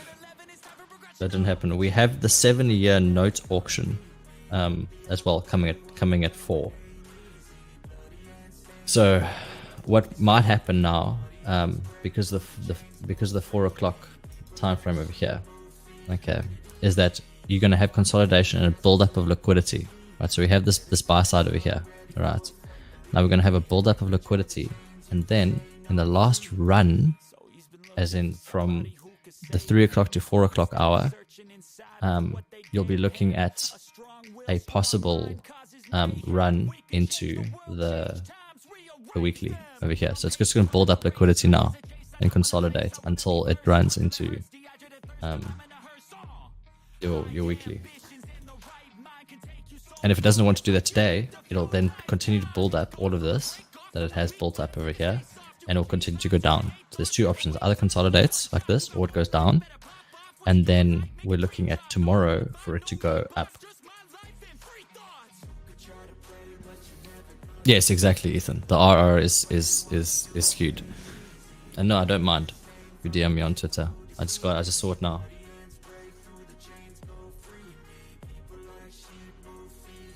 And that is why, again, why I said if you are taking entries, like you don't take like entries where if it's broken and you see it breaking, I'm quicker again, because it's going to put you in lower if you enter manual as well. So what you're wanting to do is you're waiting for it to come back, because then if you enter manual, it puts you in slightly lower. It's okay. You'll still be able to at least take a 1R and then bring your stops into break even.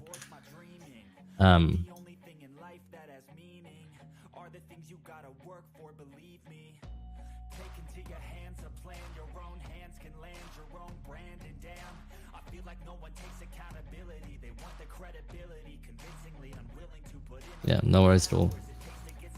Your links aren't opening. What links are you talking about? And if you were again entering in something like that and you're pushing it lower, your percent per trade risk should not be should not be the same as you'd normally use. It should be like halved or even quartered, because you're entering at a place of opposite discount, or an opposite premium, or premium discount. So because there's always two sides to a market, right? You have the 50%. So we have this leg over here. Okay. We have 50%. Now in that leg, the people on this side are like, we're going to sell, right? So then they're selling. Now they're going to take profit all the way down through that leg. And if there's people taking profit, what are they doing? They're selling their sell. They have to buy their sell back from the market, or they have to sell it to a willing buyer. So in that case, all these points over here are buyers coming into the market. Now, where do these buyers all set their stops? Below here. Where do all these sellers set their stops? Above here, or above here. So each of these, that's why I say, whenever you see things like this, each of these is a each thing like this is a liquidity leg. So there's stops residing above each of these highs, and the same thing in reverse. So let's just go to a good example over here. So the market goes up, there's stops residing under here. As soon as the market switches around, it's targeting those stops. We have people come in here and then they get chopped up because it's the manipulation hour that you wait. You don't trade between 8:30 and 9:30 because it just chops you up. But what happens is you have stops racing under here, okay, and you have buyers racing over there. What do we see? It goes for the stops and also goes for the buyers, and it goes up and down. Now we have stops racing under here now. It trades, it switches around and comes for that. We have buyers racing above this high. It's come for that. So it's once you see the market for what it is, it's a lot easier to perceive. But the tricky thing is entering with confidence, and that takes time and understanding to do. So you see something like this happening, I know that that's going to happen because it happens almost every single day. I can go back in time, in that time frame. Again, we have our 9:30 high, and 8:30 is here.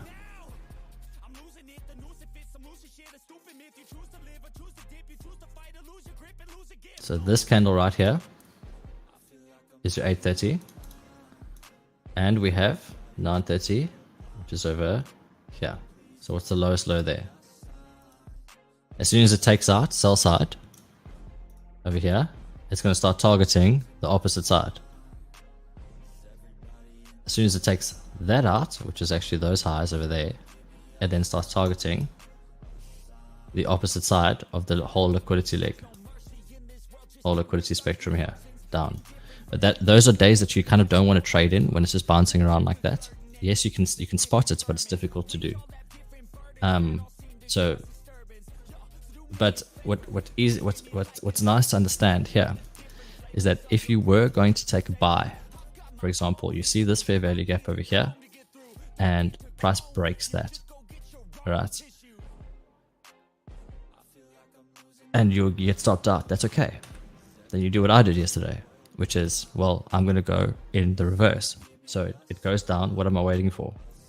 That fair value gap there. So that first fair value gap of the leg is important in that time. The one that actually breaks structure. Then it targets this. Then because it hasn't come up here, it's already taken the buy side and second sell side. But I had expectations of market going lower because of all of this liquidity underneath here. I still expect it to go lower, even though it's where it is right now. All of this liquidity that is over here, these equal lows and stuff, all of that is liquidity points. So it's been built up, but it has to be taken back. when and where and how you do it is difficult. Okay.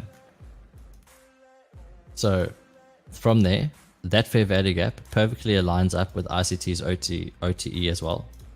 So you have like your golden zone over here, in a way. During that time of that golden zone and that fair value gap, we had a specific time window, 11:50 until 12:10. That's when it gave up the ghost on going higher and decided that it's going to go lower. So as soon as it broke that, then you're in a trade short, going lower, targeting sell side. As soon as that happened, the market closed. Well, not didn't close. It then had the afternoon session. Now, as I mentioned before on my previous streams, is that the morning and afternoon sessions are usually different. Usually, okay. I'm not saying all the time. Sometimes it continues, but after seeking this sell side over here, because I got stopped there. You enter and you go. Where's the daily? Here we go. Okay, this daily over here is up here. My actual expectations, because I was expecting price to actually go higher. All right, I wanted to go to the daily open. It didn't do it in this session, so you can switch it and go short for the session from a place of premium discount. And then in the afternoon session, okay, which is after 12 p.m., you can delineate. Sorry, after 1, not 12, 1 o'clock. After 1 o'clock, you're not trading, you're watching and waiting. Okay, and you wait. What happens between 150 and 210? We have this perfect wick price action. Bim, bim, bim, bim, bim. This breaks 1, it breaks 2. I already know that this is going long for the afternoon session because of this market structure shift right here.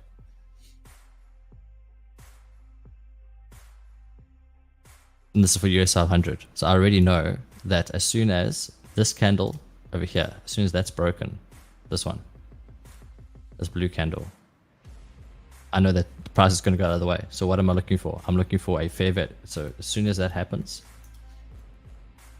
let me just minimize all this other stuff so you don't see it. Time, take that away. So our blue candle here and then a red candle, that is a break 1. As soon as this candle here, so I don't trade until that second one is broken over here. Okay, we also have in this leg, we have the previous being broken and we have this and this one being broken. So that's also 2.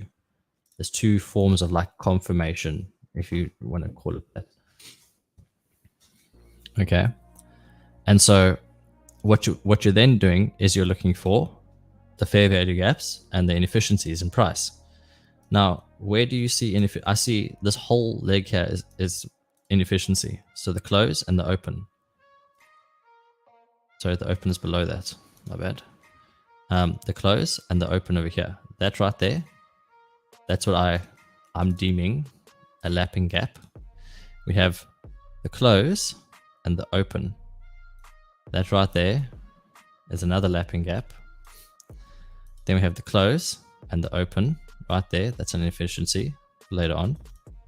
Then as soon as we have the close and the open, this one over here, that's a huge one right there. There's multiple gaps within just 5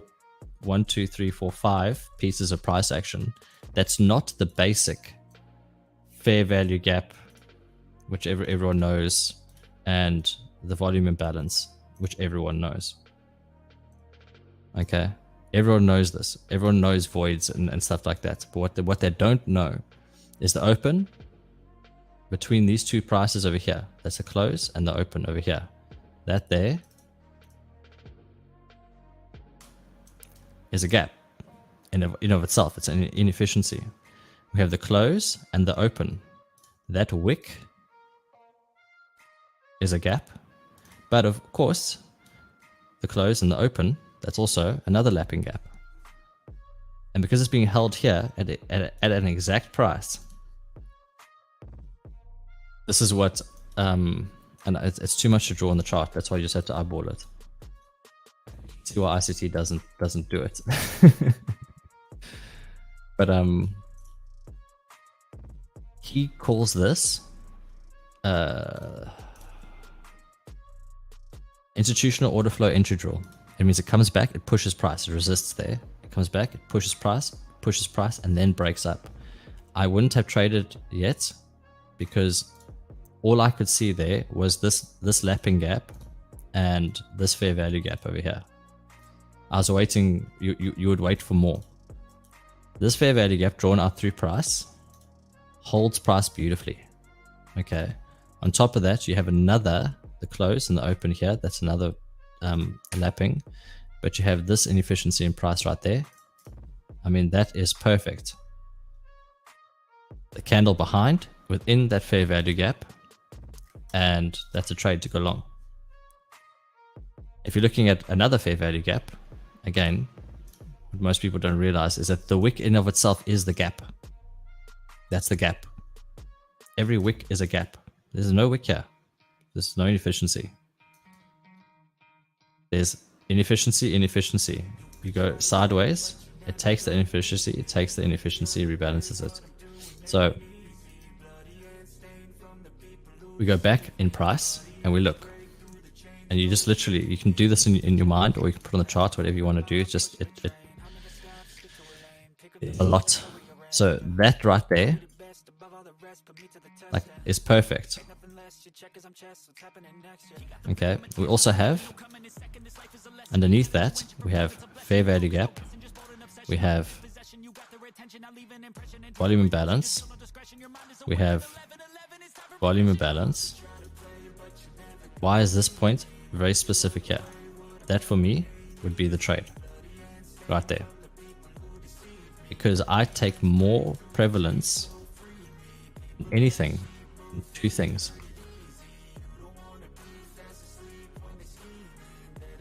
This has no wick on this side, but it has a wick on this side. Or does it have a wick? Yes, it does.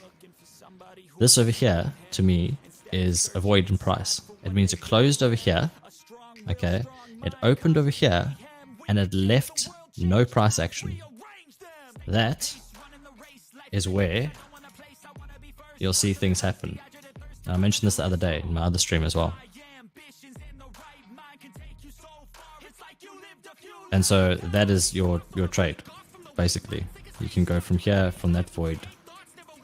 You can put your stops underneath the nearest swing, or 3 steps of inefficiency, which is over here. 1 inefficiency, 2 inefficiency, 3 inefficiency right there. So that's 3 steps of inefficiency. Put your stops underneath that, because if it goes underneath that, you know you're wrong. And then it goes higher. 2, where does it go to?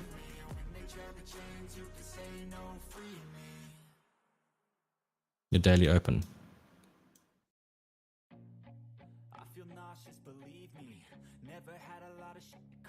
But no, I was not in this trade in the afternoon.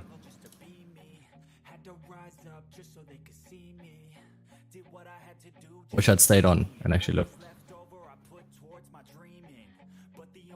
In Forex, it's more manipulated. That's why I have the. It's a lot harder to see, because in these charts, see from 50%, see what happened? What happened exactly from where I said? That was in the market. I put that in there. Done. Everything. Go look at where we're right now.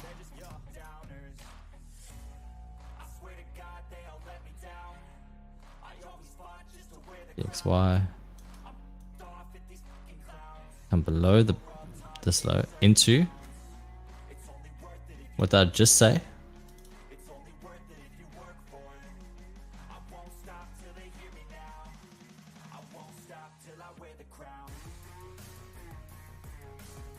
Do you see any price action here? at all.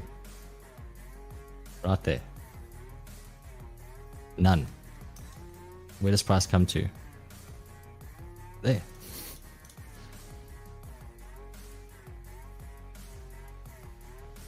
Funny. Very, very funny. So in Forex, you don't see on TradingView the same inefficiencies. Alright? Unless you're on your broker. In your broker, you can see these inefficiencies. Let me see. Did GBP follow the same void?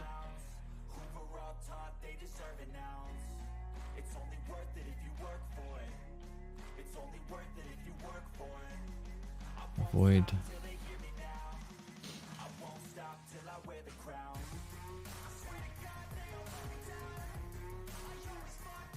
Same thing gold as well. Gold is the same characteristics. Yesterday I was actually looking at it. Where was it? Let me show you.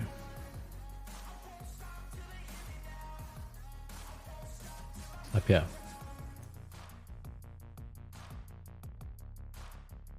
So again, I'm looking at specific times in the market when they're most expected to form, okay, and go the other way. What do we see here? There's a void in price right there. Okay, that little void over there. Price comes up, snipes it, starts going lower. What do we see in price over here? See fair value gap, just inefficiency. It gets traded to. We see a void right here. See our price comes back there and does a whole bunch of consolidation goodies. Right, gold is a slightly different beast, so it'll trade slightly different. But that section right there is respected, and it goes lower, and then even pulling out further, you can see what happens. Everyone who put their stop loss lower got snapped out from that point, bang, and then continues going lower. So be aware, just be aware of these things in price, and then you'll be better off for it. Whether it's Forex, gold, GBP, NAS. NAS also got. How's NAS doing now?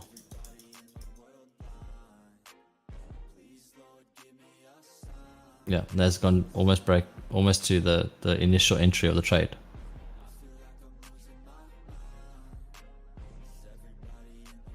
And this is something that can happen quite frequently as well. So, especially on indices, that's what I've noticed, is that it'll go to the target. If you take your fib and you see 50%, okay, that 50% is like the base level. Now, what's funny about that is that 50% was perfectly where these equal lows were. Okay, so that's why I said your first profits need to be off. Your first profits need to be off underneath these lows. As soon as that got sniped, first profits out the market. Then the rest is just running free, and then you have a free trade. And if it does come back and snipe you out, you've already come lower, and you're taking as much profit as you can from the market here with your stops. I'm still expecting price to go down. Now we might actually, what we're looking for now is that we could have an afternoon session, because it's almost 12 o'clock now. Okay, so price is going to chop. We could have an afternoon, so it might go higher in lunch, or it might consolidate. Like I said, I'm expecting it to just range and then go for the. But what we could be seeing now is that in the afternoon session, we will go down.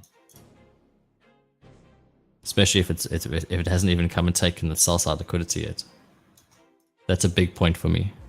If you take a trade and it's wrong in the afternoon, and the sell side liquidity is not taken on that day, the following day will will highly likely provide your sell side liquidity.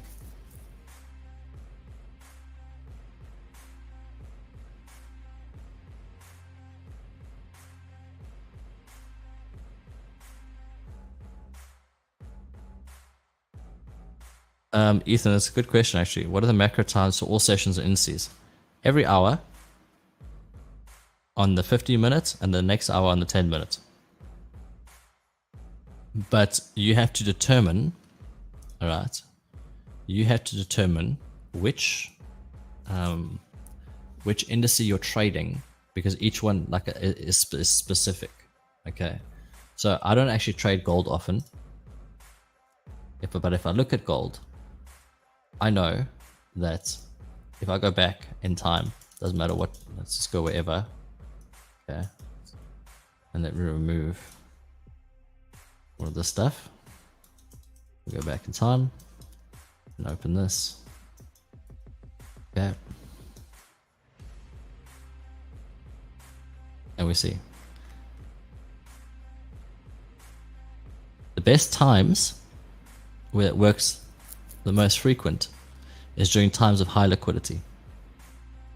So high liquidity is presented into the market between not 7 and just after 8 o'clock here on gold, but 8:30 is normally when the move starts.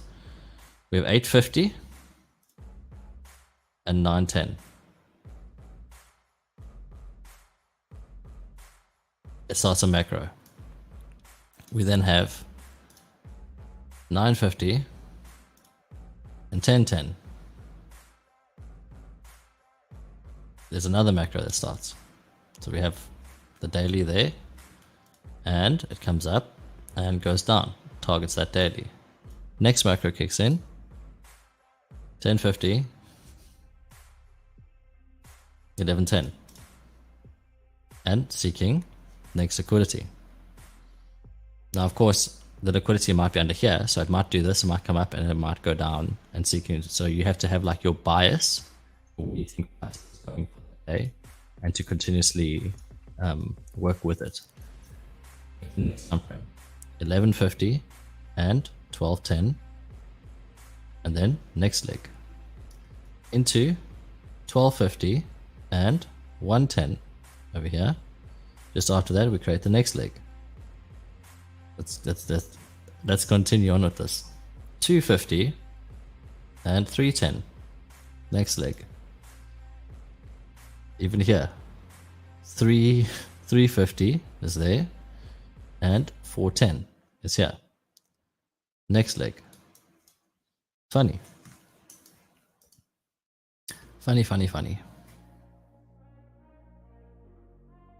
Nagi, do I think it's going to go up or down? Well, my initial bias is for it to go down. Okay. But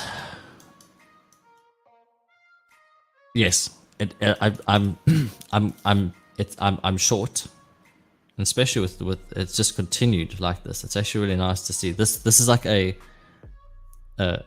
normal retail trader's dream, because we have a higher high, and we have a lower high. I mean lower low, lower high, lower low, lower high, lower low, lower high, low. It's actually quite nice. This is like a good trending environment, but this only happens 10% of the time in trading. I mean, like, look at this price action here. Just look at that, how choppy that is. It's like dirt.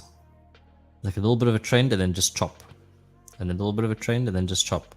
Doesn't mean that you can't find trades in here. Like I said, my trade was this morning. Okay, was here. Buy side got taken, and I was waiting for this to finish its thing, and then I saw what happened over here in price. Now, what happened over here is interesting. For those of you who know the 2022 model, we have a whole bunch of relative equal highs. As soon as that happens, it snipes and it comes back immediately. That is quite telling. because it means that it's just swept liquidity. It's a sweep. Okay. So for me, that was my trade.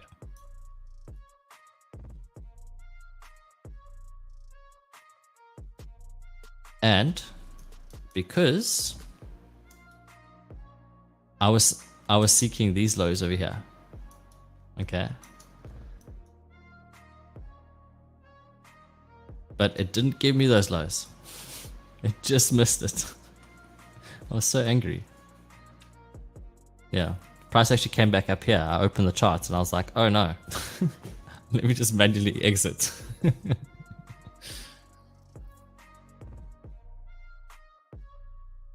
How do I identify chop? That's actually a good question. How do I see now? Buy side taken, and you see the response that's happening. It's like you can literally see the liquidity in the markets once you like train your eye enough to do it. So what are your rules to avoid trading? Like how to identify? So my rules to avoid trading are very, very simple. Very, very simple. Okay. We have massive ranges like this, huge. See, like expansions like this. That happened during London. Now what that means is that I'm not going to trade the next session because the next session is going to be chop. You can go back to any thing. Okay, yeah, big, huge range. Then chop. We go back again. Let's go to another big range. Huge, big ranges, and then just chop. Like, look at this price. Look how small these candles are compared to the normal candles that are being formed. Like, this is just, to me, that's chop. That's waiting for hours if you're in a trade. And I don't want to be in a trade for hours. Can't sleep. Like, yeah, no. You wait for price to come back to a normal price. So that's one rule. Right. Huge big move, chop. See that? This is a reversal, so that's a snake of liquidity here, so that they can. But as soon as that happens, we have chop. Big move, chop. Big move, chop. Now we're doing a sweep of liquidity to go higher, and what do we expect? Chop. And whenever it's in a choppy environment, it's just interesting. So here we go on here. You can see the same thing here. Huge legs down. And then just chop. Okay, that's if you can trade chop if you kind of know what your daily bias is and how things are going to happen and where it's going to go. But you just see this price action in here. That is tradable, but it is quite choppy. The difference between this price action and GBP, for instance, this is chop in one direction, trending market, exactly the same thing, but GBP always for me seems a bit cleaner. I don't know why. It's cleaner than Euro. So you can see that there's this happens here, and then we have big consolidation, and then starts widening to then take out all of this, sweep low to come high. Same thing over here. There's these highs over here that I was monitoring yesterday, right here. And that's interesting. It hasn't. Oh, it went there now. Today in the London, so it went there. Perfect. As soon as that got taken, it sells. Sells for all days. Yeah, Nautology. Glad you had fun. I'm also gonna go soon because, yeah. And this might be one of the last streams I do actually. Because as I said, the wife's unhappy. We've gone 50%. We've come just snaked out the low over here. And then where's price going? I mean, as soon as you see price the way that ICT sees it, and you're able to enter with confidence because of repeatable things in the market, you'll be able to just avoid it and be like, no, I'm not going to trade chop. I'm just saying cheers, Nightology. Have a great night. Seeing as you got to go. Ethan, if you trade US 500, it's the same concept almost, okay, as I did today. So let's just do this one for example. Even though this is a chop range over here, to make it simpler, you have the 830, okay, 830, which is over here. What's the lowest low in 830? And what's the highest high at 930? Alright. What you do is you wait for one side of liquidity to be taken. As soon as that happens, you start seeing if there's some kind of indication for it to go the opposite direction. So in this case, it went immediately without any balance. And what are we doing here is I was looking at, like I said, that first fair value gap right there. And it was a slow day, but that was your entry. So the entry was just at 1110, funnily enough. funny. And you were just seeking what for the day? 5 to 6. This was your initial right here. There's consolidation over here in the Asia session. That was your initial profits, and I went there. It just depends on the day. Like sometimes you have days where, like this for example, I wouldn't have got into this trade going higher over here. I would have, so sell side got taken, buy side got taken, and it's left in efficiency, and my bias was long. So I waited for that first fair value gap and I entered.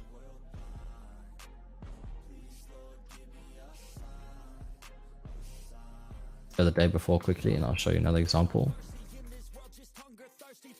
Alright, here we go.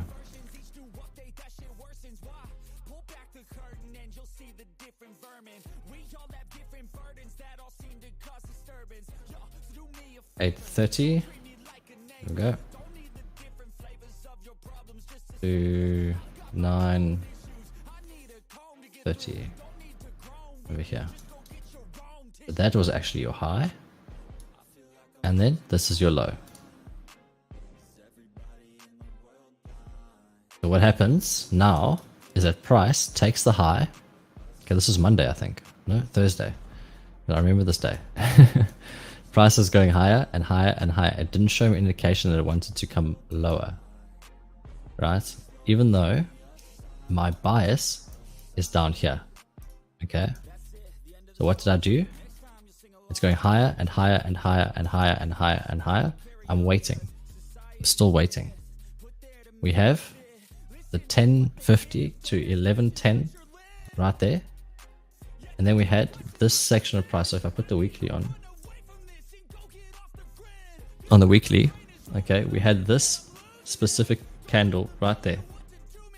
From that candle, in that time frame, after 1010, it took the liquidity on the left. So if you see on the left, there's liquidity in here. Okay, what's that? Right there, what's that? Volume imbalance. Comes perfect. Take the volume imbalance above the week. And then I was in short. So I had to wait for a change of market structure from that point. So then I'm waiting. This hasn't happened. 1, 2, this right here. that volume imbalance there, because there's little fair value gaps in here, but they're not as like confluence. For me, the fair value gap behind was actually the one with the volume imbalance right there. And that was a trade for me to enter. I entered here and I put my stops above this volume imbalance here. And I was targeting, if you see in price, there's a void right there.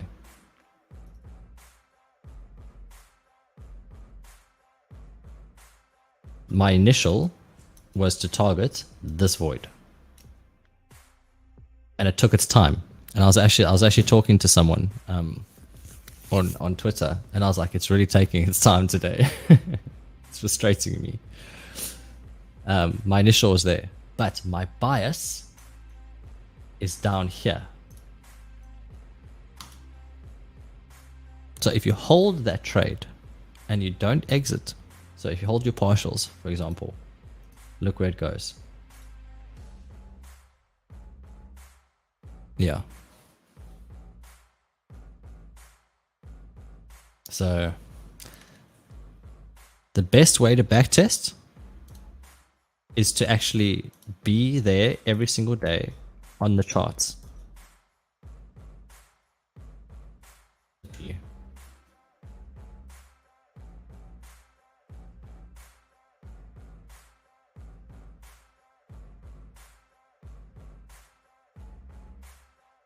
Yeah. Oh, I love price. So much fun. So again, today, because the end dog is down here, that gives me my confidence that because price is doing its thing, it's seeking some form of higher time frame liquidity, and we're going into the afternoon. So I'll be looking at either between 1250 and 110 or 150 and 210 for a trade to come lower. If it doesn't happen at that time, then I'm looking at 250 to 310. As soon as that happens, I'm waiting for an indication that it's going to go short, and then it's going to go really short.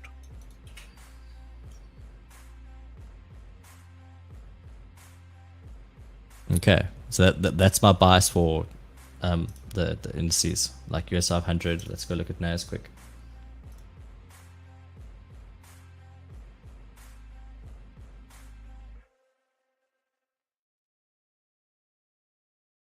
Yeah, if US 500 is going to go short, NAS should go short too, because they're almost the same, except NAS consolidates in a lot of a much finer range than US 500 does. So like a lot tighter, the range. So my bias is short because I'm long dollar into the weekly, and it's just reached it.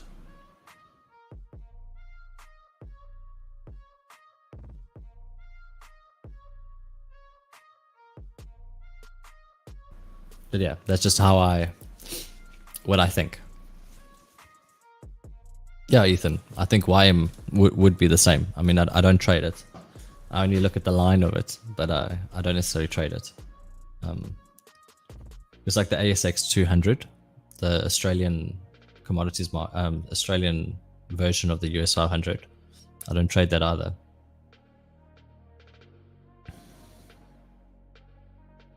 Weekly. What do I mean by the weekly? So this here, if you can see the name, is NWOG. Okay, this stands for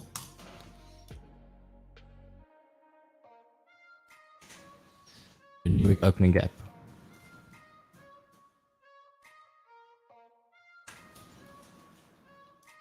So if I go back between Sunday over here, Friday and Sunday, there's an opening gap.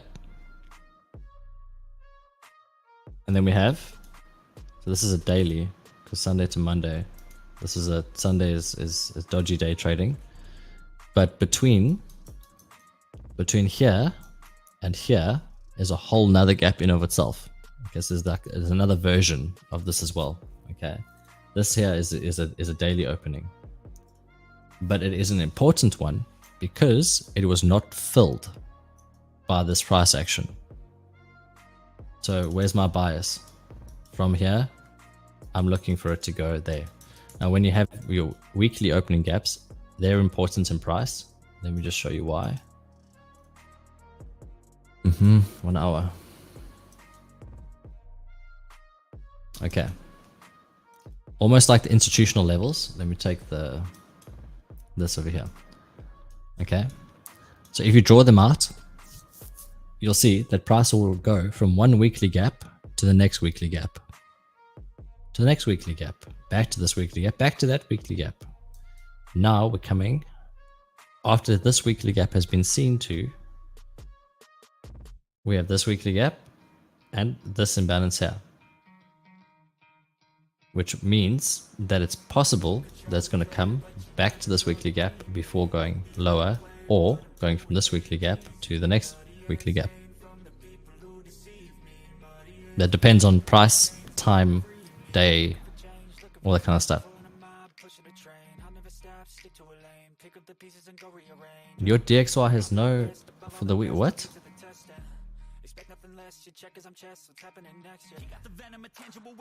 Right here. Sunday at 5:08 and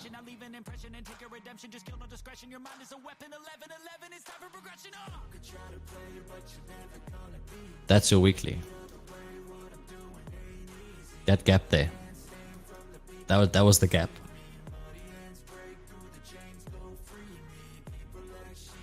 But it's within this larger gap that was formed before, previously. So then we have our Monday gap. So that's also important. So for today, my target is the Monday, the Monday gap that was formed. Monday, yeah, because that was large. That void is, again, this gap is a void. There's no price action. Price needs to come in here and do something inside there. It needs to price in this no price action, and that's what it's about. That's what it's about to do. It's going to start pricing in this price action. So you'll see. Like I said, it's just chopped right now.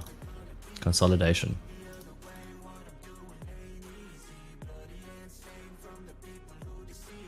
Oh, that's why I do everything manually, Ethan. I don't use the, I do have it. Not here. Yeah. That one there. I have it. But there are weekly gaps in WOGs, like this one, that it doesn't show because it's past 4 weeks. For me, as you can see on the daily over here, I've gone back many weeks because what I do is I price in. If it's going to go higher, I want to know where it wants to go to.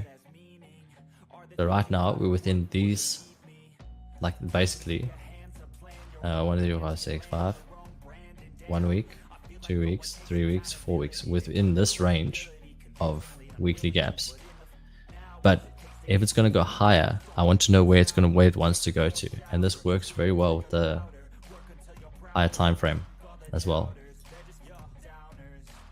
You can see the consequent encroachment of this fair value gap over here, and then we have a weekly just above that. So if it breaks this and wants to continue going higher, I know where we're going to. We're the constant encroachment of this wick over here, which is perfect with this weekly. We have buy side, and resting just above it is that weekly. And same thing for the sell side. That's why I manually put all these things on my charts instead of just using the this.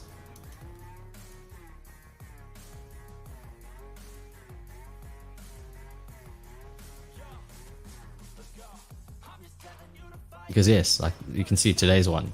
Oh, it's very obvious. But I was doing that with my own brain instead of just flipping on an indicator to tell me, oh, where's it going? Because you'll get a lot of new people who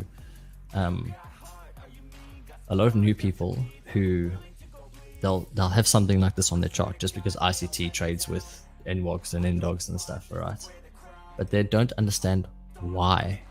Why is it on the chart? What is this new day, new week? What time is it? When does it happen? When does it occur? How does this over here, okay, correlate to Forex? Like, why is it that on Euro USD I have my weeklies and my dailies?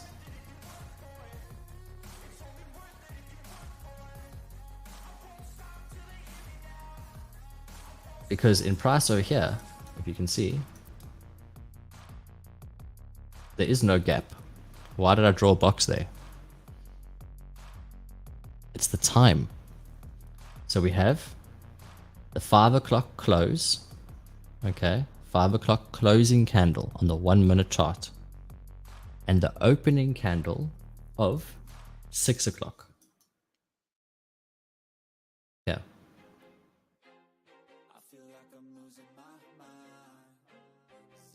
This is slightly off. It's by a fraction. Let me fix that. There we go.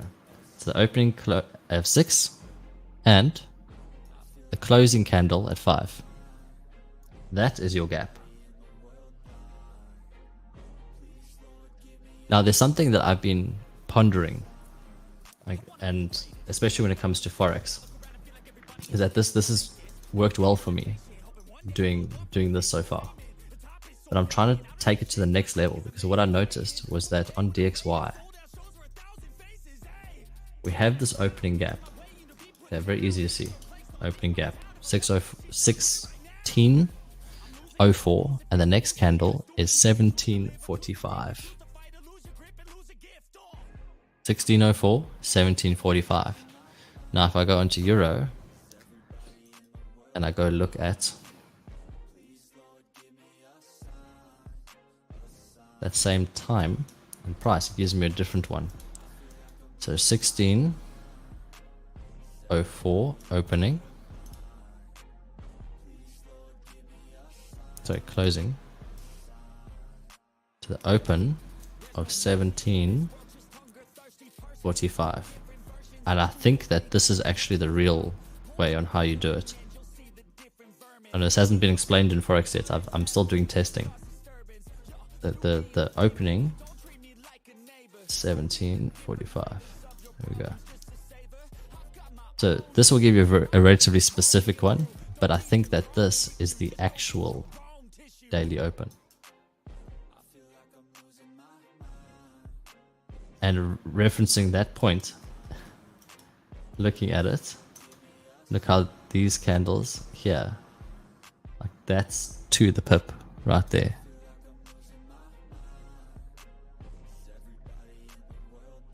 But I'm still playing around with it, and I think you can only do that marking it out in the 1 minute chart.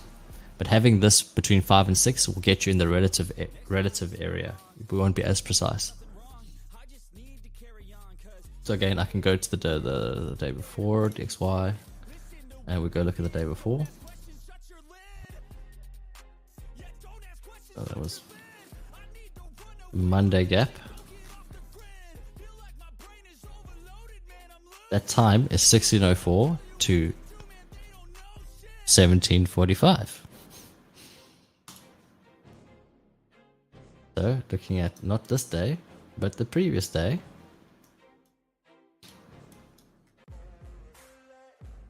And we have, that's Monday, right? Yes. 1604, closing of that to 1745. Opening.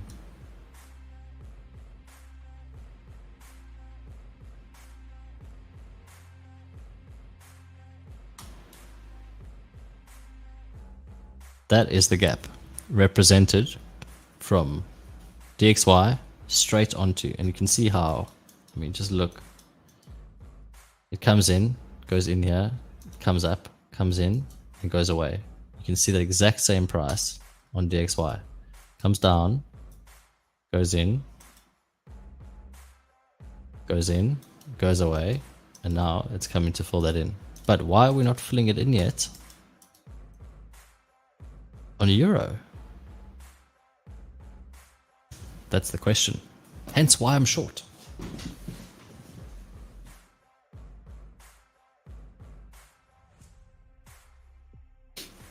Yeah. Okay, that's it, everyone. I'm going to love and leave you. I hope you have a fantastic, fantastic time, and you keep safe with your trades, and you make sure that I've kind of given you everything I can in regards to how I trade, why I trade, my bias, those types of things. And so, yeah, just keep safe out there. Enjoy the markets. Have fun doing what you're doing. That's the most important thing. I know you get that little feeling inside. You get anxious and you're like, oh my God, it's like real money and I'm losing money, and then I'm making money, I'm losing money. It's rough. Just be assured that you're not the only one out there that's happening to. Like everyone will lose money. Okay. But you have to understand what you're doing first before you even attempt to enter the market. You have to know what you're doing. And if you don't know what you're doing, what you're looking for, then you're just gambling. Try to stay away from gambling, because that will create scars. It will create all these negative scars in your trading. And what will happen is that you'll be like, oh, I've seen this trade before, but I've lost so much money, and I feel because of the scar. It's very difficult for scars to go away. Very, very difficult. So try and understand what you're doing first, and then build up a good positive routine where you're on the charts every single day, doing the same thing every single day. As long as you know what you're doing. If you're doing the wrong thing every day, of course it's not going to work. But you'll understand that it doesn't work because you're on demo. Oh, this is not working. Okay, well, let's change it. So you change how you see the market by being on your demo and being on the charts the same as you would as a job. And then you just demo until you're like, oh, I see it now. And my demo, look, euro's going exactly from that 50%. Like, beautiful, beautiful. It's just coming bang, lower, lower, dollars going higher, filling in this gap. I mean, it doesn't get more perfect than understanding price. Using my strategy here, it's not necessarily my strategy. It's all the concepts are basically ICTs. It's not me. It's all of this comes from him. I've just put it together in a way that I understand it. And understanding is a hard thing to do. Now, whether you use whatever strategy you have, whether it's indicators or whatever you do, with the 20 EMA or the 200 or the 50 or whatever, be consistent and be present in taking the trades. That's literally what you need to do. Be present in your trades. Understand that it's not a game. Trading is real. There's real money on the line. There's real people behind this money. And just how you feel when you lose, other people lose too. And then they feel the same way. It's not a game. It really isn't a game. It's like it's more warfare. Your aim is to win because you don't want to die. Like that's literally how I see it. I see it as like it's a situation of, if I lose, if I don't understand, then there's no point in me doing it because it's too much risk. Understand your risk. Risk management is your key to your success. That's why with this US 500, let me just remove this kryptonite thing. With this trade, I said go down here, take profits at the 2R, because you never know what they might do. And look what they're doing. They're pulling price higher for an afternoon run low. And so in that case, You've already taken profits off. It's 2R, and you pulled stops down to like maybe a 3. But you have taken something off the table. Your risk has been mediated, and it's something. You know, if you do lose the next trade, that's okay, because you have already made your 1% in taking that 2R off of 50% off the trade. So you're safe in a way, you know. And don't expect the market to always hit your targets, because they do things like this, where it goes, it's heading there, and you're like, yes, I'm right, I'm solid, I know exactly what's going on. That's why you take that's why you take your profits, you know, from logical levels like these equal lows. That's a profit taking place. Pulling your stop down to here after every high, because it's a logical level to take profits. Because if you're still holding here, you're seeing your money dwindle, and you're like, oh no, I should have just taken, but I then don't want to take it off, because it might go from here, it might continue to go lower. You don't know what the market's going to do. Take your money and run. Literally what I think. If I've taken my 2R, great.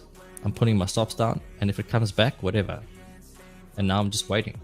You just wait. Ethan, I need accountability, buddy, I think, because I do everything you say, and then one day of negligence and high emotions leads to disaster. Yeah, so it's as I'm saying, it's every single day. You need to be on the charts. You look for the same thing. Sometimes you might get it wrong. So say, for example, today, you did this, and you saw this fair value gap, and you might have entered, put your highs over here, you got stopped out. 1R gone. Okay. In the next 5 minutes, if you did that, you're within the 950 to 1010 range. I understand. But there's nothing stopping you from taking another entry here. Nothing. You might feel hurt that, okay, you were wrong. But as soon as you see that, oh, now it looks like it's right, do the right thing. Take the trade when you're supposed to take the trade. This is and this is different. Like, lots of people would call something like that revenge trading. There's a difference between revenge trading and I just got the wrong entry. Yeah, because entries are everything. So if you did that and you're like, oh, now I'm gonna take this trade and put my stop over here, and then we're gonna go down to these lows. Okay, you could have done that. You got stopped. And you're like, oh, well, stuff it. I know I'm right. I'm going to enter again. Instead of seeing that logic of, it's not just entering, it's, oh, well, there's a fair value gap. It's broken structure. I know that from this place, there's a high probability that it's going to go lower. Whereas here, there was no breaker structure. Sometimes you make that mistake. Enter the trade on the correct with correct risk management. So Alberto is saying something here. Yeah, Alberto is saying you risk 0.25%. High risk is 0.65. Yeah. Exactly. And so doing this, you're able to pull more R from the market, and you're able to actually just walk away and be like, I can sleep tonight. You know what I mean? So it's not necessarily about emotions. If you lose, you lose. That's part of the job. And if you lose your account, you lose your account. You know? Then you're doing something really wrong. If that happens, you're either risking too much, or you were just really inaccurate in your analysis, or whatever it was. Like, it can happen. There are times that happens where the market is just strange.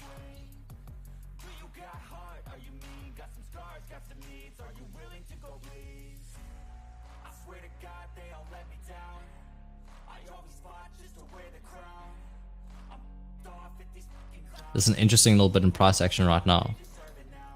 DXY has gone higher, and Euro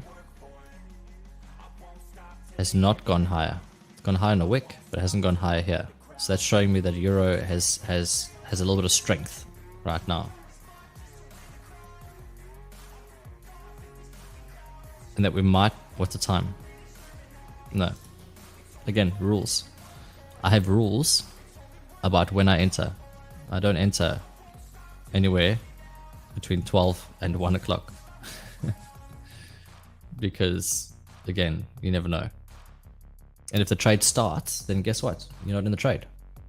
And that's okay. There's times where you learn to just accept that, oh, the trade happened and you weren't part of it. Damn. Okay, well, there's tomorrow. There's the next day. There's next week. There's next month. There's next year. There's the next 100 years. Trading is never going to stop. So if you feel like it's getting away from you and that you feel like you're missing out on money, try and hold that in, because there's always another day. You know? So yeah, all of those things, just keep yourselves calm, keep yourself collected, and treat this like a professional, like how you perceive a professional to be. Yeah, a person who does this as their job is not going to go wild and be risking crazy amounts of money, you know, because they're not gambling. They're in it to make consistent profits every single month, every single day, every single year. And some months there might not be good months, and some months there will be great months. And that's just how the trading industry is. So it's the same thing with any job. Sometimes you have good working environments and sometimes you're terrible. It's not always bad and it's not always good. There's a mixture of both.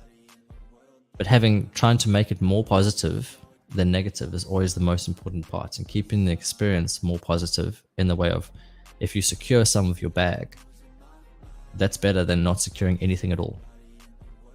That is a slightly more positive thing, and that's why when I actually was introduced to the idea of partials by ICT, because I hadn't seen it.